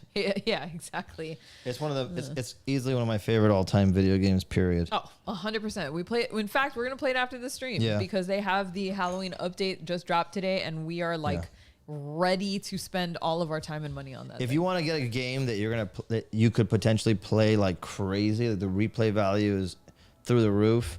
Yeah. And they always update it. It's always fun. The theme is great. The vibe is great. The YouTube content around it is awesome. And, it's just one game. I think that's the one to get. It's the leader in its genre only because every other competitor has failed to live up to the standard. Yeah. They've all come out to a lot of, hype and a lot of applause, and then they eventually just die out because they can't keep up with the amount of content that Dead by Daylight has been able to provide over the last 7 years. The Evil Dead one was really, really fun, and I think it's dirt cheap now, so if you want to play that one... But they started strong. So they were putting out content, we were getting updates, getting new maps, new characters or whatever, but they eventually just run out of steam. If you're an Evil Dead fan, I think the Evil Dead game is a non-negotiable. You must play it. Agreed. But if you only could play one, this game is just great. You could play as Leatherface. You could play as Michael Myers. You could play as Ghostface.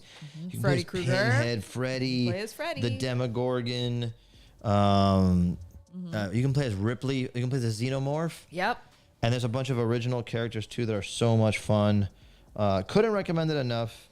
And if you play and you want people to play with, we play all the time. We always play. Alan Wake. The remastered version is the other one. I've never played this, actually. I never played it. I'm looking forward because it looks good. And there's Alan Wake 2 is coming out now? Yeah. I believe so. I don't know. Alan Wake is about a famous author with writer's block who goes on vacation with his wife, yet it isn't a nice trip as the place they visit is unsettling. This is a remaster of the 2010 game.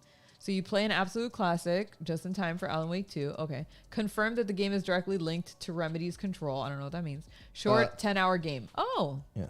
I didn't know that. Beware of some of the awful Alan Wake dialogue is the only thing. Warning is about. For $20, that's not bad. Yeah.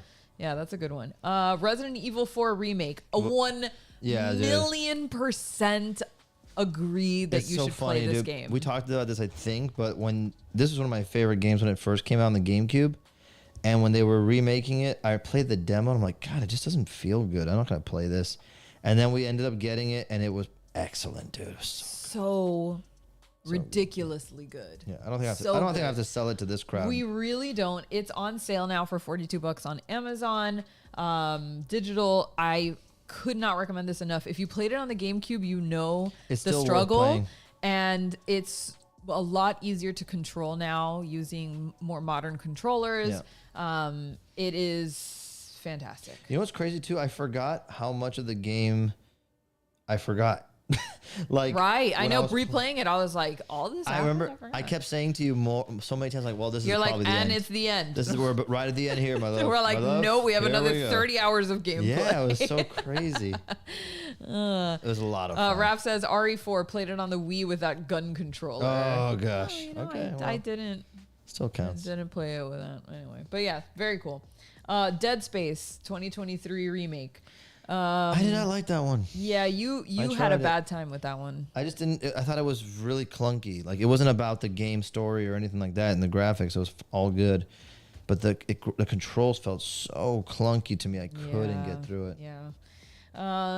It is very scary though. If you're into gore, you're gonna have a great time. If you're into jump scares, you're gonna have a great time. Sci-fi horror. Sci-fi horror, absolutely one of like the original sci-fi horror games that like paved the way for that genre. Yeah. But yeah, it definitely was not fun to play. I didn't think it was At least fun. we didn't think so. I don't think exactly. I mean, maybe I was just not good at it or something. But I'm usually pretty adept at games, and this one just felt like a chore.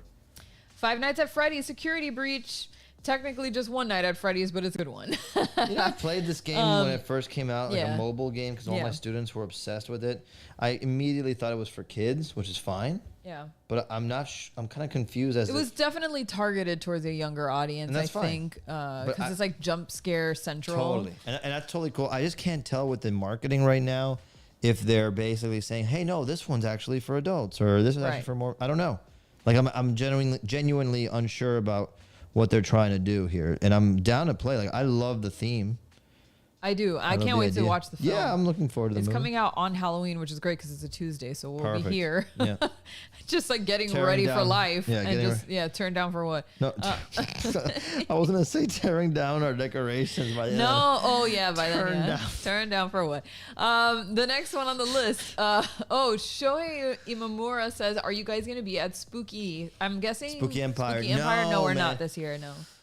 I know. We talk about it every year. If I could just pause it for a second, like to answer that question in a long roundabout way, I keep finding myself in this reset phase of my art career where it's like, in 2018, 2019, I was like building my independent, art name. And then in the pandemic in 2020, 21, 22, we did a lot of great work with Skybound and, we still continue to do. But I had to like reset myself a little bit to do that. And then, of course, the pandemic was a reset. Yeah. And then now working at Mondo, I had to kind of reset how I think of my art career again. I think what I'm trying to say is if I ever had to reset again, I would certainly prioritize things like Spooky Empire, Monster Palooza. All the horror shows would be our priority. That's for sure. Because that's where we have our most fun. And I'm dying to do it. Texas Frightmare set it off for me. Yeah, and then G-Fest is one that I would never skip. If there was a Transworld would be fun. If there was ever another reset, that's how I would. Those are things I would prioritize. So just know it's not like my choice. It's just that there's so many things that I need to do that those unfortunately start to fall by the wayside. Some of those shows. Yeah. Justin Cecil says your students. Yeah, Peter was a teacher for 13 years. So he's talking about his previous students. He doesn't have any anymore. Yeah, I used to be an art teacher for 13 years and taught everything from kindergarten all the way to grad students at University of Miami. So I think there might be a student or two in the chat every once in a while. Every once in a while they pop up. Yeah. I think Gianni I saw pop in. He was a student. Oh, that's cute.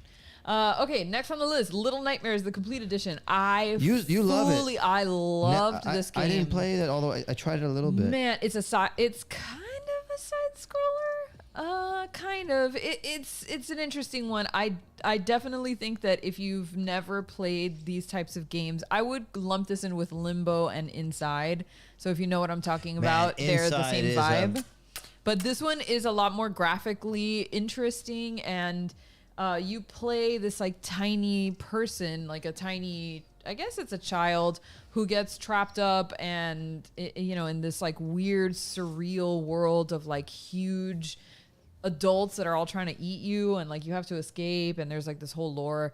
It's very fun. It's a puzzle-based game. It's a platformer. You will love it. It's been out for years. It's been out since 2017, I think. And so this complete edition comes with Little Nightmares plus the DLC, which is very fun. And it's very inexpensive at $27 digital on Amazon. And there is a third game coming out in 2024. It got announced at Gamescom. So if you want to start getting into the series, this is it. That's cool. This is it, yeah. It looks great. It's a good looking game. Yeah. Joseph Roldan asked a question I want to answer. Art question, which are fun to answer. Oh, yeah. He says, those lines for shading on his cheek, great. How do you decide to make them switch direction? He's talking about these here. Oh. So, with linoleum block printmaking, carving in general, you're limited. You're limited in the sense that you're not using, I mean, you could use colors and layers and stuff like that, but you can't shade and fade things out. The only way you can make black and white or dark values and light values are by, alternating the way you create lines, right? You can use lines to show form, like these lines are going in the direction of the head, so they're all kind of horizontal. They have these curves that express the brow ridge, right? And then over here, they're more diagonal with the skull shape going this way. So then the cheek, I'm actually using the lines, and frankly, for the rest of the head as well, not only for dark to light, but also for texture, because the idea would be that Frankenstein's monster would be not a smooth face baby, right? It would be a textured, whether it's from old skin or cuts or stitches or whatever. And this is just an impressionistic take. So like a non-literal approach to all of those things. Value in terms of the shadow here, the light over here, and then the fading in between by creating these lines. See, if you look at it like right here, black is solid, white, quote unquote, is the carved area. And then this would be considered gray, quote unquote, or an in-between value. But it also creates texture for me, so it does more than one thing. And the direction, to answer your question, I just think about the form of the anatomy of the head, of the skull, of the face, right? So if I was drawing a line across the surface of his face, it would go, in these directions, right? So then if I'm making some lines here, I want them to go with that. Here they're going under the cheekbone, right? Here they go under the lip. Here they go around the cranium, so they wrap that way. These are part of the stitching, so they come down, right? The metallic staples, whatever. And so that's how I determined that. So it's basic. It's basically drawing principles, just applied to carving, and then just knowing that you can't be too precious about it, because sometimes what looks like great carving doesn't print right, and so you have to be able to go back in and cut. And sometimes what I think looks good in my drawing, once I see it carved out, I'm like, you can probably get rid of this, that, or the other. So I'm unlike a lot of other artists. I think I'm just not very precious about any of it. As long as the end result looks good, I'm happy to explore and deviate from my original sketch when I'm carving, which is nerve-wracking, to be sure, but it's part of what I do. But yeah, thanks for the art question, sir.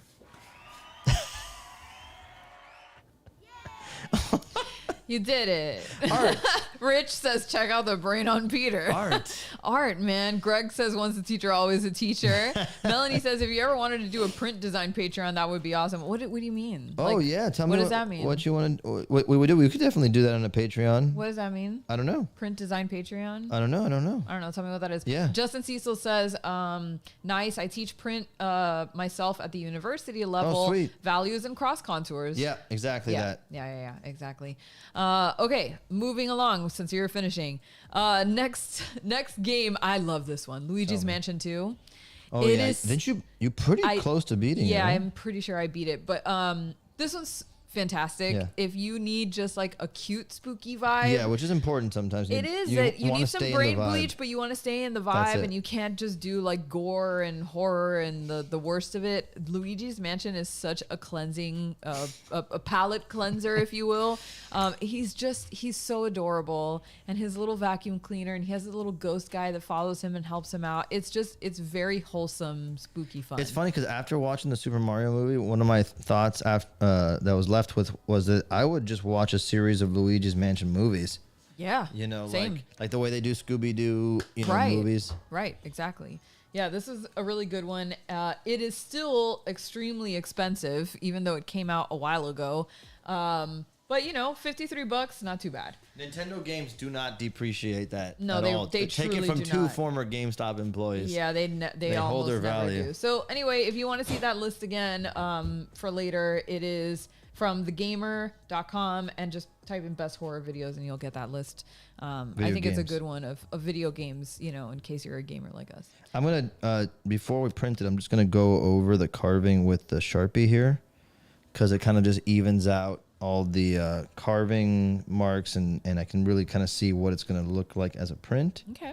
And then I'll make a decision if I need to carve a few more marks or if I'm just going to go right to print. Okay.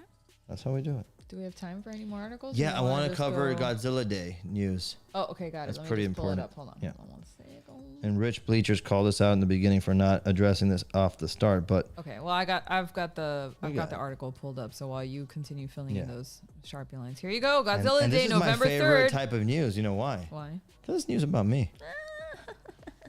Do I have to scroll very far to find you? I don't know. You tell me. I'm in there somewhere. This is just exclusives, Funko, Mondo. Mondo. What does it say? Okay, Mondo will open timed pre-orders for its Attack Peter Mechagodzilla Silver variant, the Godzilla 2000 Millennium Original Soundtrack 2X LP, and the Godzilla vs. Space Godzilla Original Soundtrack. Give me the one. Hold on. Wait for it. Wait for it. Please focus. Go. It's not focusing. There it is. There it is. Stop moving. No, back up. Back up. There. Stay. Oh my God. Stop showing your eyeballs. There's too many eyeballs behind you. Oh my God, there's eyeballs everywhere. Look, just put them next to your head, bro. Okay, so this guy, the silver metallic edition of my Mechagodzilla figure, people have been asking me, when is this one going up for pre-sale? We already had the pre-sale for the black and white lino cut edition.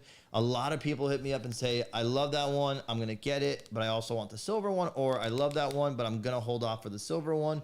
I don't blame you. This thing is a beauty, and it will be available for pre-order on Godzilla Day. It's limited. I don't think it's a timed edition this time. I think it's just very limited to a set number of pieces. That information will come out. So this one, unlike the other one, if you want it, you are going to want to run to get there early to get that figure. That's the advice I can give to all you guys, because you're my homies, and if you want it, I want you to be able to get it. I'm not going to have extra copies. There isn't going to be an AP edition of it. There's not going to be none of that. It's super limited. It's like the little cut one's done, and this one's going to come and go just the same. So a lot of people have been asking me. I haven't been able to share the information, but here it is. Yeah. Godzilla Don't put Day. it so close. It was there for a second. I know, for a second, and then you showed your eyeballs Okay. again. Watch. Here it goes. Boom. Just no. Boom. No. If I keep saying boom. Peter doesn't know how to use a computer, guys. Bro, it was right Or there. a camera, or anything. I think you need to get one of those things. I know. You need to get one Does of those anybody know things about that goes cameras and can behind help it. me? You heard me? Oh. You need to get something that goes behind it so it blocks out all the eyeballs. So put it up real close. There. Oh, no. It's that Frankenstein is right behind you. You know that, right? Yeah. There. Hold it right there. Right there. He's always right behind me. Look at that. There you go. This thing is awesome, you guys. And shout out to Hector Arce and the team at Mondo Collectibles for thinking that we should do another colorway, because I obviously would love to do multiple colorways when I get the opportunity. And this is just so cool to behold. I can't believe it. It's a fat boy. He's got some substantial weight to him. You can hold him and bludgeon people with it. Not that you should, but you could. And so, yeah. I like that you Godzilla had Day. to make that a point. Yes. Godzilla Day is what day again? I think it's November 3rd. November 3rd. Yes. And there's more news about pertinent stuff on there. So if you go down to, I don't know where it says on streaming, Pluto TV. Yeah. Pluto TV has a movie marathon. Yes. So Pluto TV, the channel, which by the way, I We've just found this talked out. about on the stream before. I know, but I didn't know this, and I don't know if you knew this. okay. It's free. Yeah. You could I said it on the Did you? stream. Yes. So you just go to Pluto.tv and you watch it. Yeah.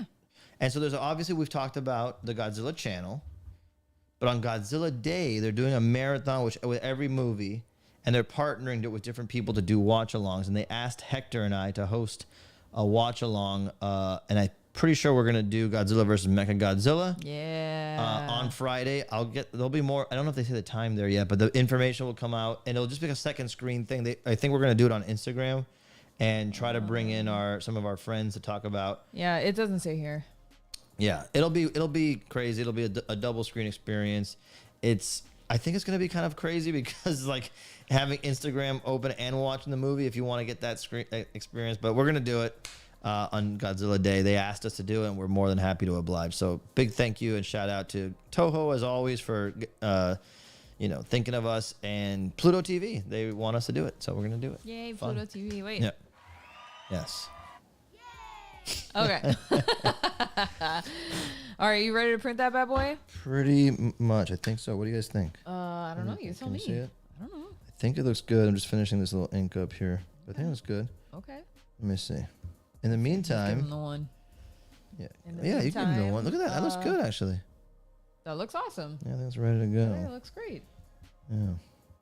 Let's see if there's anything else. Okay, one last thing before you print, because I think this is a cool article, and my brother sent Or it to while I me. print. Yeah, while you print. I'm gonna print now. The original screen-worn Freddy glove from the original Nightmare on Elm Street is up for auction. That's amazing. Isn't that crazy? This comes from Bloody Disgusting, and this article was sent to me by my brother, who knew that I was struggling to find stuff to talk about tonight because I was so tired. We set up a 12-foot skeleton this afternoon in the hot Miami sun at its very, very peak, and I am sun faded, and my brother came to the rescue and was like, I got you. I got some news for you. And this is a fantastic one. In fact, I think Peter was going to dress up as Freddy tonight for the stream, which was really funny, but it's too hot in this room.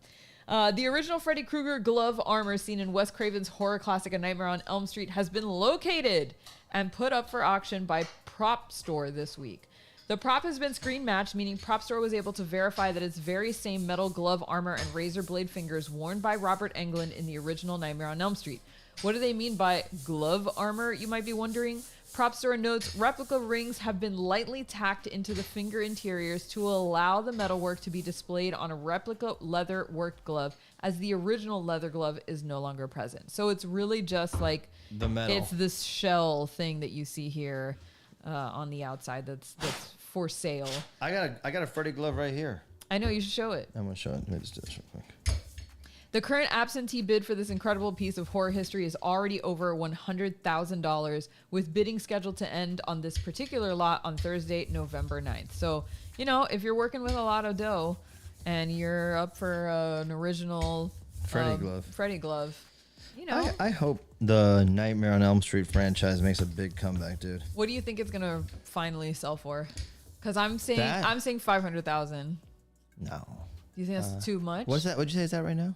It's about 100,000, and the bid hasn't started yet. That's a silent bid. It's like an absentee bid. And it's officially from the first film. It's from the first film, And it's the only one. and it's the only one. Well, I don't know if it's the only one, but Meaning, like, there's no. They're not saying that it's like one of 10 used and still around. They didn't say anything like that. 500,000 seems like a lot, but I guess it's possible. I would say closer to like maybe a little under 300K was what I would expect. Okay. But I don't know. I mean, I'm not dealing with those kind of digits. So. Melanie says, house or glove? I mean, House or exactly, dude. It's so crazy.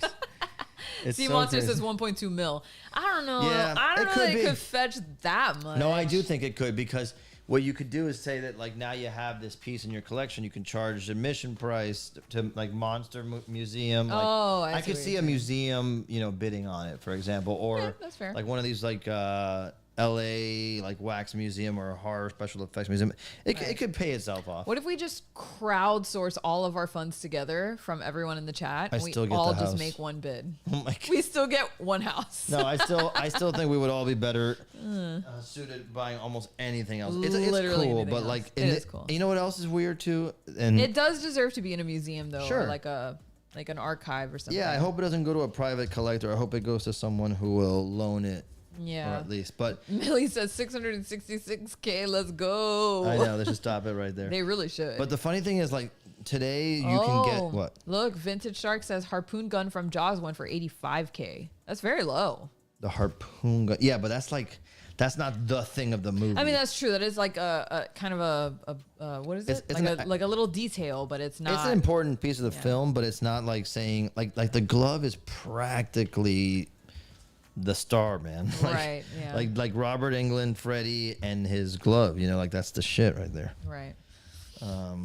So yeah, I could see $500,000. Okay, $500,000. I could see $500,000, Good. especially if it's certified. Although what I was gonna say is that in today's world, it's so weird for me when people spend that much on a prop, because the replicas are so good. I The think replicas are so good and they're so cheap. comparatively, it's like nothing. I mean, compared to whatever this is gonna be, it's already gonna fetch $100,000. Yeah. If no one else puts in a bid, they're walking away with $100,000 for this, and it hasn't even started yet. All right, here we The go. bidding- Ready? Oh yeah, hold on. I'm switching you over to the one. Go ahead. Give me the one. Come on and run the deed I do. Isn't that a song? Give me no. No, you're it's making like up a Shaggy song. Yeah, or something. you're All right, here we making go. up a song. You ready? Ready? Cinematography plus. Okay, here we go. Cinematography. It's glitching. It's why? lagging. It doesn't matter. Just keep going. Stick with it. I'm sticking. And stick the landing. Almost there. Almost there. Cinematography. Go. Cinematography come up. And Boom. okay, perfect. No, wait. No, I'm gonna change this. I'm gonna. What happened? Oh no. Oh no! I was like, what is that shot? The Curse of Frankenstein. Oh Hold no! on. What happened? Stupid camera fell. Oh my god! I'm gonna make a first time ever decision on this show. Which is I carved to it. give I everybody printed it. motion sickness. Sorry. I'm actually looking at it now, and I want to make an adjustment. Which means Okay, I gotta everyone can see do your a- feet now. Jesus Christ. Wonderful. Oh my God. Who There you wants go. to- There you go. There you go. There you go. We're back. We're back. We're Okay, back. okay. Okay. I am not stoked with how thick the shadow is right there. I'm getting a little bit of. Which one? The chin one? Yeah. So Okay. I'm going to carve into this with enough never before seen feet on Attack the Block Print Live. I'm sorry, but I'm gonna do it. Which is? I'm just gonna carve a little bit of the shadow out and print it again. It'll be fast. It'll be fast. Yeah. In the meantime, Okay, we'll go back to the news. we have more. That's okay. I have news. Oh my God, babe, Yeah, you're so good at I'm this. so good at this. BBC says Americans may spend $12 billion on Halloween this year. $12 billion. Can I tell you something? Tell me. When I got to Mondo, one of the first things I was told is that the priority for like some of the priorities that they have among other things is like to focus on anime, Okay. not Mondo per se, but like what Funko was like gonna pursue for their own brand, but just generally speaking, anime and Halloween as a genre. I was so hyped by that. I'm like, yeah, that's how you got to think about it. Right. Like Halloween is like its own thing. It's not you a know? seasonal ritual No. thing. It should be its own. Yeah, like I thing. like It's- seeing Halloween stuff all year long. I mean, if people can do Christmas stuff all year long, and more power to them, I guess, if you're into that. Like, I could much more easily fit Halloween stuff into my regular decor. I mean, or we've my- already Yeah, been you and doing me. that for a while. You and me, we Yeah. got it on. But Yeah, yeah, yeah. so, but just to back up what you're saying, it's a lot of companies are thinking like that. Look no further than the Toy Fair, where Super 7, NECA, and Trick or Treat Studios all had Trick or Treater style figures on display. You know? Right. It's cool. Yeah. I like it. I think it's great. By the way, Chad is very sad that Frankenstein is losing his soul patch. No, you're not. Too bad. I'm the fucking decider. Also, Raph said why Gaby Cruz may spend $12 billion on Halloween in 2023, and you're 100% correct. I am definitely like 80% of that number. God, I have a problem. The good thing about Halloween stuff, and I'll say this in our defense, is we like the little cheapy stuff maybe as much, if not more, sometimes. We than got the expensive some. We stuff. got a box of like cheapy little party favors for a party we're throwing, and let me tell you, It might as well have been a prop replica. it may. It was. We were so stoked that we're like, do we give these away? Like, are we changing our mind and keeping this entire box to Yeah. ourselves? All right, this is much better. Okay. I'm gonna run the. Wait, prop. I didn't even read anything. No, you can go. Keep on. Yeah, I mean, it's not. It's no, not a please lot. do, It's- because I'm gonna do a quick. People around the world spend plenty on Halloween, but the holiday's economic impact in the U.S. is staggering. Across the U.S., the National Retail Foundation expects 2023's Halloween spending to hit a record $12.2 billion, exceeding last year's record of $10.6 billion. They're basically saying in the article, because I read it a little bit earlier, that economic turmoil and uncertainty and all those kinds of things, interest rates going up, inflation going up, that none of that has an impact on Halloween spending. It's crazy. There's something about, and then like a psychologist kind of pipes up and is like, well, to humans, rituals are very important, and decorating for Halloween is a ritual that, is very symbolic for us especially in America, of the beginning of the holiday season. And so for that reason, people are willing to spend money, even if they are feeling the impact of the economic uncertainty in their wallets. And this year particularly, they're saying that places that have like bargain Halloween decorations are really gonna make like bandits, like Dollar Tree and places like that sell like inexpensive, like Walmart, for example, that have an inexpensive decor, are really going to see a lot of movement because people still want to buy their things. Even if they can't spend a lot of money on it, but they're still going to go for it. Dollar Tree has some great stuff. They do. We have stuff from Dollar Tree that we've had for years, and we keep putting it out. It's funny. Like, I always think they must have, like, all these companies must have some great designers that are just anonymous, which I always think is a fucking crime. You know, one thing I always fight is that if somebody worked on something, they deserve fucking credit for it. And a lot of companies would rather it be that, oh, it's just everybody contributed, so we don't put anybody's name. Like, fuck you, dude. Oh, that's annoying. But so I always think that Target, obviously, I think the guy who does a lot of the hide and eek stuff does get credit, or person. I don't even know if it's a male or female. Woman I don't know. Or man. I don't know but the point is, I'm pretty sure I ran into, like, they get credit for it. I would love to know who makes the decisions at Dollar Tree, because there's some really clever stuff there. There is. You know, good stuff. And also I think when we were kids, correct me if I'm wrong, and chat, please, I'd love to know if this is just a Miami thing or not. But Halloween was kind of like ass, you know, growing up. Like, What do you mean it was ass? like there wasn't like a lot of options for stuff to get. You could go to like which there was an awesome mom and pop trick shop, La Casa de los Trucos. yeah.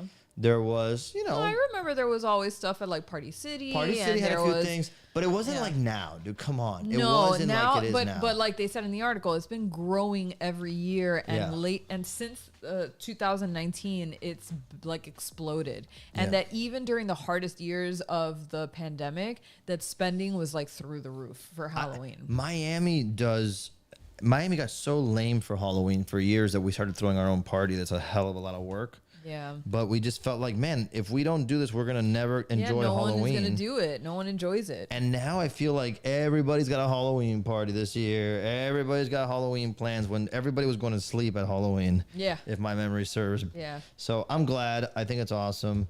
I agree. I think the 12-foot skeleton had a lot to do with it too, to be honest with you. Everybody wanted one. The 12-foot skeleton really brought the vibe back for a lot of people. I remember when I first saw it on somebody's lawn, and I'm like, what is this, and why don't I own it? I think it deserves a lot of credit. It does. Yeah. It does. Home Depot did good. And they still do good. They had some hot heat this year. And all the companies who like continue to make cool stuff. Yeah. For the Universal Monsters, for the horror movies, like NECA makes so much great horror collectibles. Trick or Treat Studios is like full time. Like, there's a awesome fan base. Like the conventions, like Spooky Empire, like you guys are talking about. All that stuff. I think is so YouTube fun, helped man. a lot too, because Yeah. there's like lots of horror and Halloween communities that have popped up there that are people who are like, I just like this shit year round. Yeah. Like I don't want to have to wait for one month a year to be able to celebrate my love of this holiday and this genre and whatever. My mom always had great Halloween decorations when we were kids. Oh, my brother makes a good point. He says 3D printing has legit changed the costume game in a big way. That's true. I agree. It's like a lot more accessible. Yeah, it does. Okay, let me see if I don't break everything. Okay. Fingers crossed. Well, there you go. There we go. There now we I'm go. stoked on it. Okay, it feels a little bit more balanced for me. Perfect. Awesome. Nice. There you go. So there he is. He's the monster. I'm super happy with it. You'll be able to win a copy of this print if you are a member of our Patreon and subscribe by this Sunday when we do our next big stream. Remember those videos, those streams, if you can be there, you can get entered for an extra chance to win a print, but you don't have to be there and watch live to watch them. I think they're evergreen content. I think if you sign up now, you got 3 great watch-alongs to take part in. You can watch hang with us. 4, Well, right? we did no 3. No, I think. 3. Yeah. 3. Yeah. 3. We got 3 with one coming this Sunday. Right. Yeah. Friday the 13th, the final chapter was the first one. Was super fun. We did a Starship Troopers watch along. Then we did our the Mortuary Assistant Let's Play, which is to me one of the funniest things we've ever done and super entertaining. I'm glad you found it funny. I thought so. It was riveting, frankly. And those are all there. They're evergreen. You can put them on and watch. And like I said, probably the biggest attraction, you could win a free print. You get 5 chances now. There's 6. 6 chances if you're in the streams. If you're in the stream, if you can attend that night. Yeah. You know, you'll still get a chance even if you're not in attendance, because we do it for everybody who's on Patreon. Yeah, but yeah. for those who show up to hang out with us, we do an extra little bonus giveaway just for them. Yeah, we're the very means nice. of production, so We why are. not? That's true. So super exciting. I'm very happy for you. I'm very happy that you guys are enjoying it. I sense the energy and the hype. I'd love to, and Gabby and I talk about this all the time. We'd love to know what you guys would like to see on the Patreon. Don't just put it in the live chat, because that stuff kind of goes away. Put it in the comments of the YouTube video if you want, or more importantly, if you're already subscribed, tell us in the Patreon, because we do read all that stuff. We look at it, all of it, and it influences what we do. Absolutely. Speaking of all of our friends from Patreon, Let's roll our thank you credits. All I of our love this. Patreon buddies. Yeah, and Gabby's gonna read each one. Nerd Overlord, And then- Benelli, J.K. down, Michael No, Gutierrez, I'm not gonna do that. Bradley They're all here. Most of them are here. Yeah. Yeah. But yeah, we love everybody who supports us. Honestly, Patreon is one of those things that, you know, we learn as we go, but we're having fun doing it. And our watch streams have been so much fun. And we can't wait to keep bringing you more fun stuff. Yeah. You know? Yeah, because of you guys and because of the support you give us, we can take a lot of big swings and do a lot more fun stuff. So if you can support us, do. And if you can't, still happy to have you, of course, here. Thank you for joining us as always on Wednesday nights. Yeah. Make sure you hit the like button. It just helps, you know, the videos get around. Subscribe to the channel if you're not. It helps the channel a lot. And important news, we won't be streaming next Wednesday. Correct. I have to travel for work. Yes. And so I will be out of town next week for the majority of next week. So So our last stream of the month will be the Patreon exclusive one on Sunday. Yes. And then we won't see you again until November 3rd. No, First. 1st. You're right. 1st. November 1st, Sorry. which is right before Godzilla Day. Correct. So we'll talk about Mechagodzilla and all that kind of stuff. Just reminders all around. Yes. And we'll see you all on November 3rd for Godzilla Day. Yeah. So we won't see you before Halloween. Is that true? No, we won't. We will, for our Patreon people, we'll see on the 22nd, but for the general public, no. Okay. Awesome. And then big cool news on November 1st, Gabby, remind me of this. I will show you guys my Halloween costume. I just can't show it until Yeah, we after. could both show our Halloween Yeah. costumes. I haven't shown mine. I Yeah. mean, I know people who follow me on Instagram know what I'm doing, but I haven't shown the final products. I've been too busy. So. I don't want to show anything until after. So No, yours you'll is have too to good. wait. Yeah. So you have to hold on to it. So anyway, and we want to know about your Halloween costumes. So Patreon people, I will be putting up a post that asks you about what your Halloween costumes are, so we can at least Enjoy. have fun and talk shit about Halloween as the days, roll by and we get closer to it. So I want to see your pictures. So take great pictures. We'll share pictures of ours too. And I think it'll be a really fun thing to do. And let us know over again there. in the YouTube comments, not in the live chat, what do you want to see me do next? Because I am looking at those and I am going to be pulling from those. Yeah. So you guys can determine what prints I make that you can then win if you're in the Patreon. So Hell yeah. super exciting. We love you guys. I love you guys. Thank you guys so much. We'll see you on Sunday. And if not, we'll see you next month in November. Bye. Bye.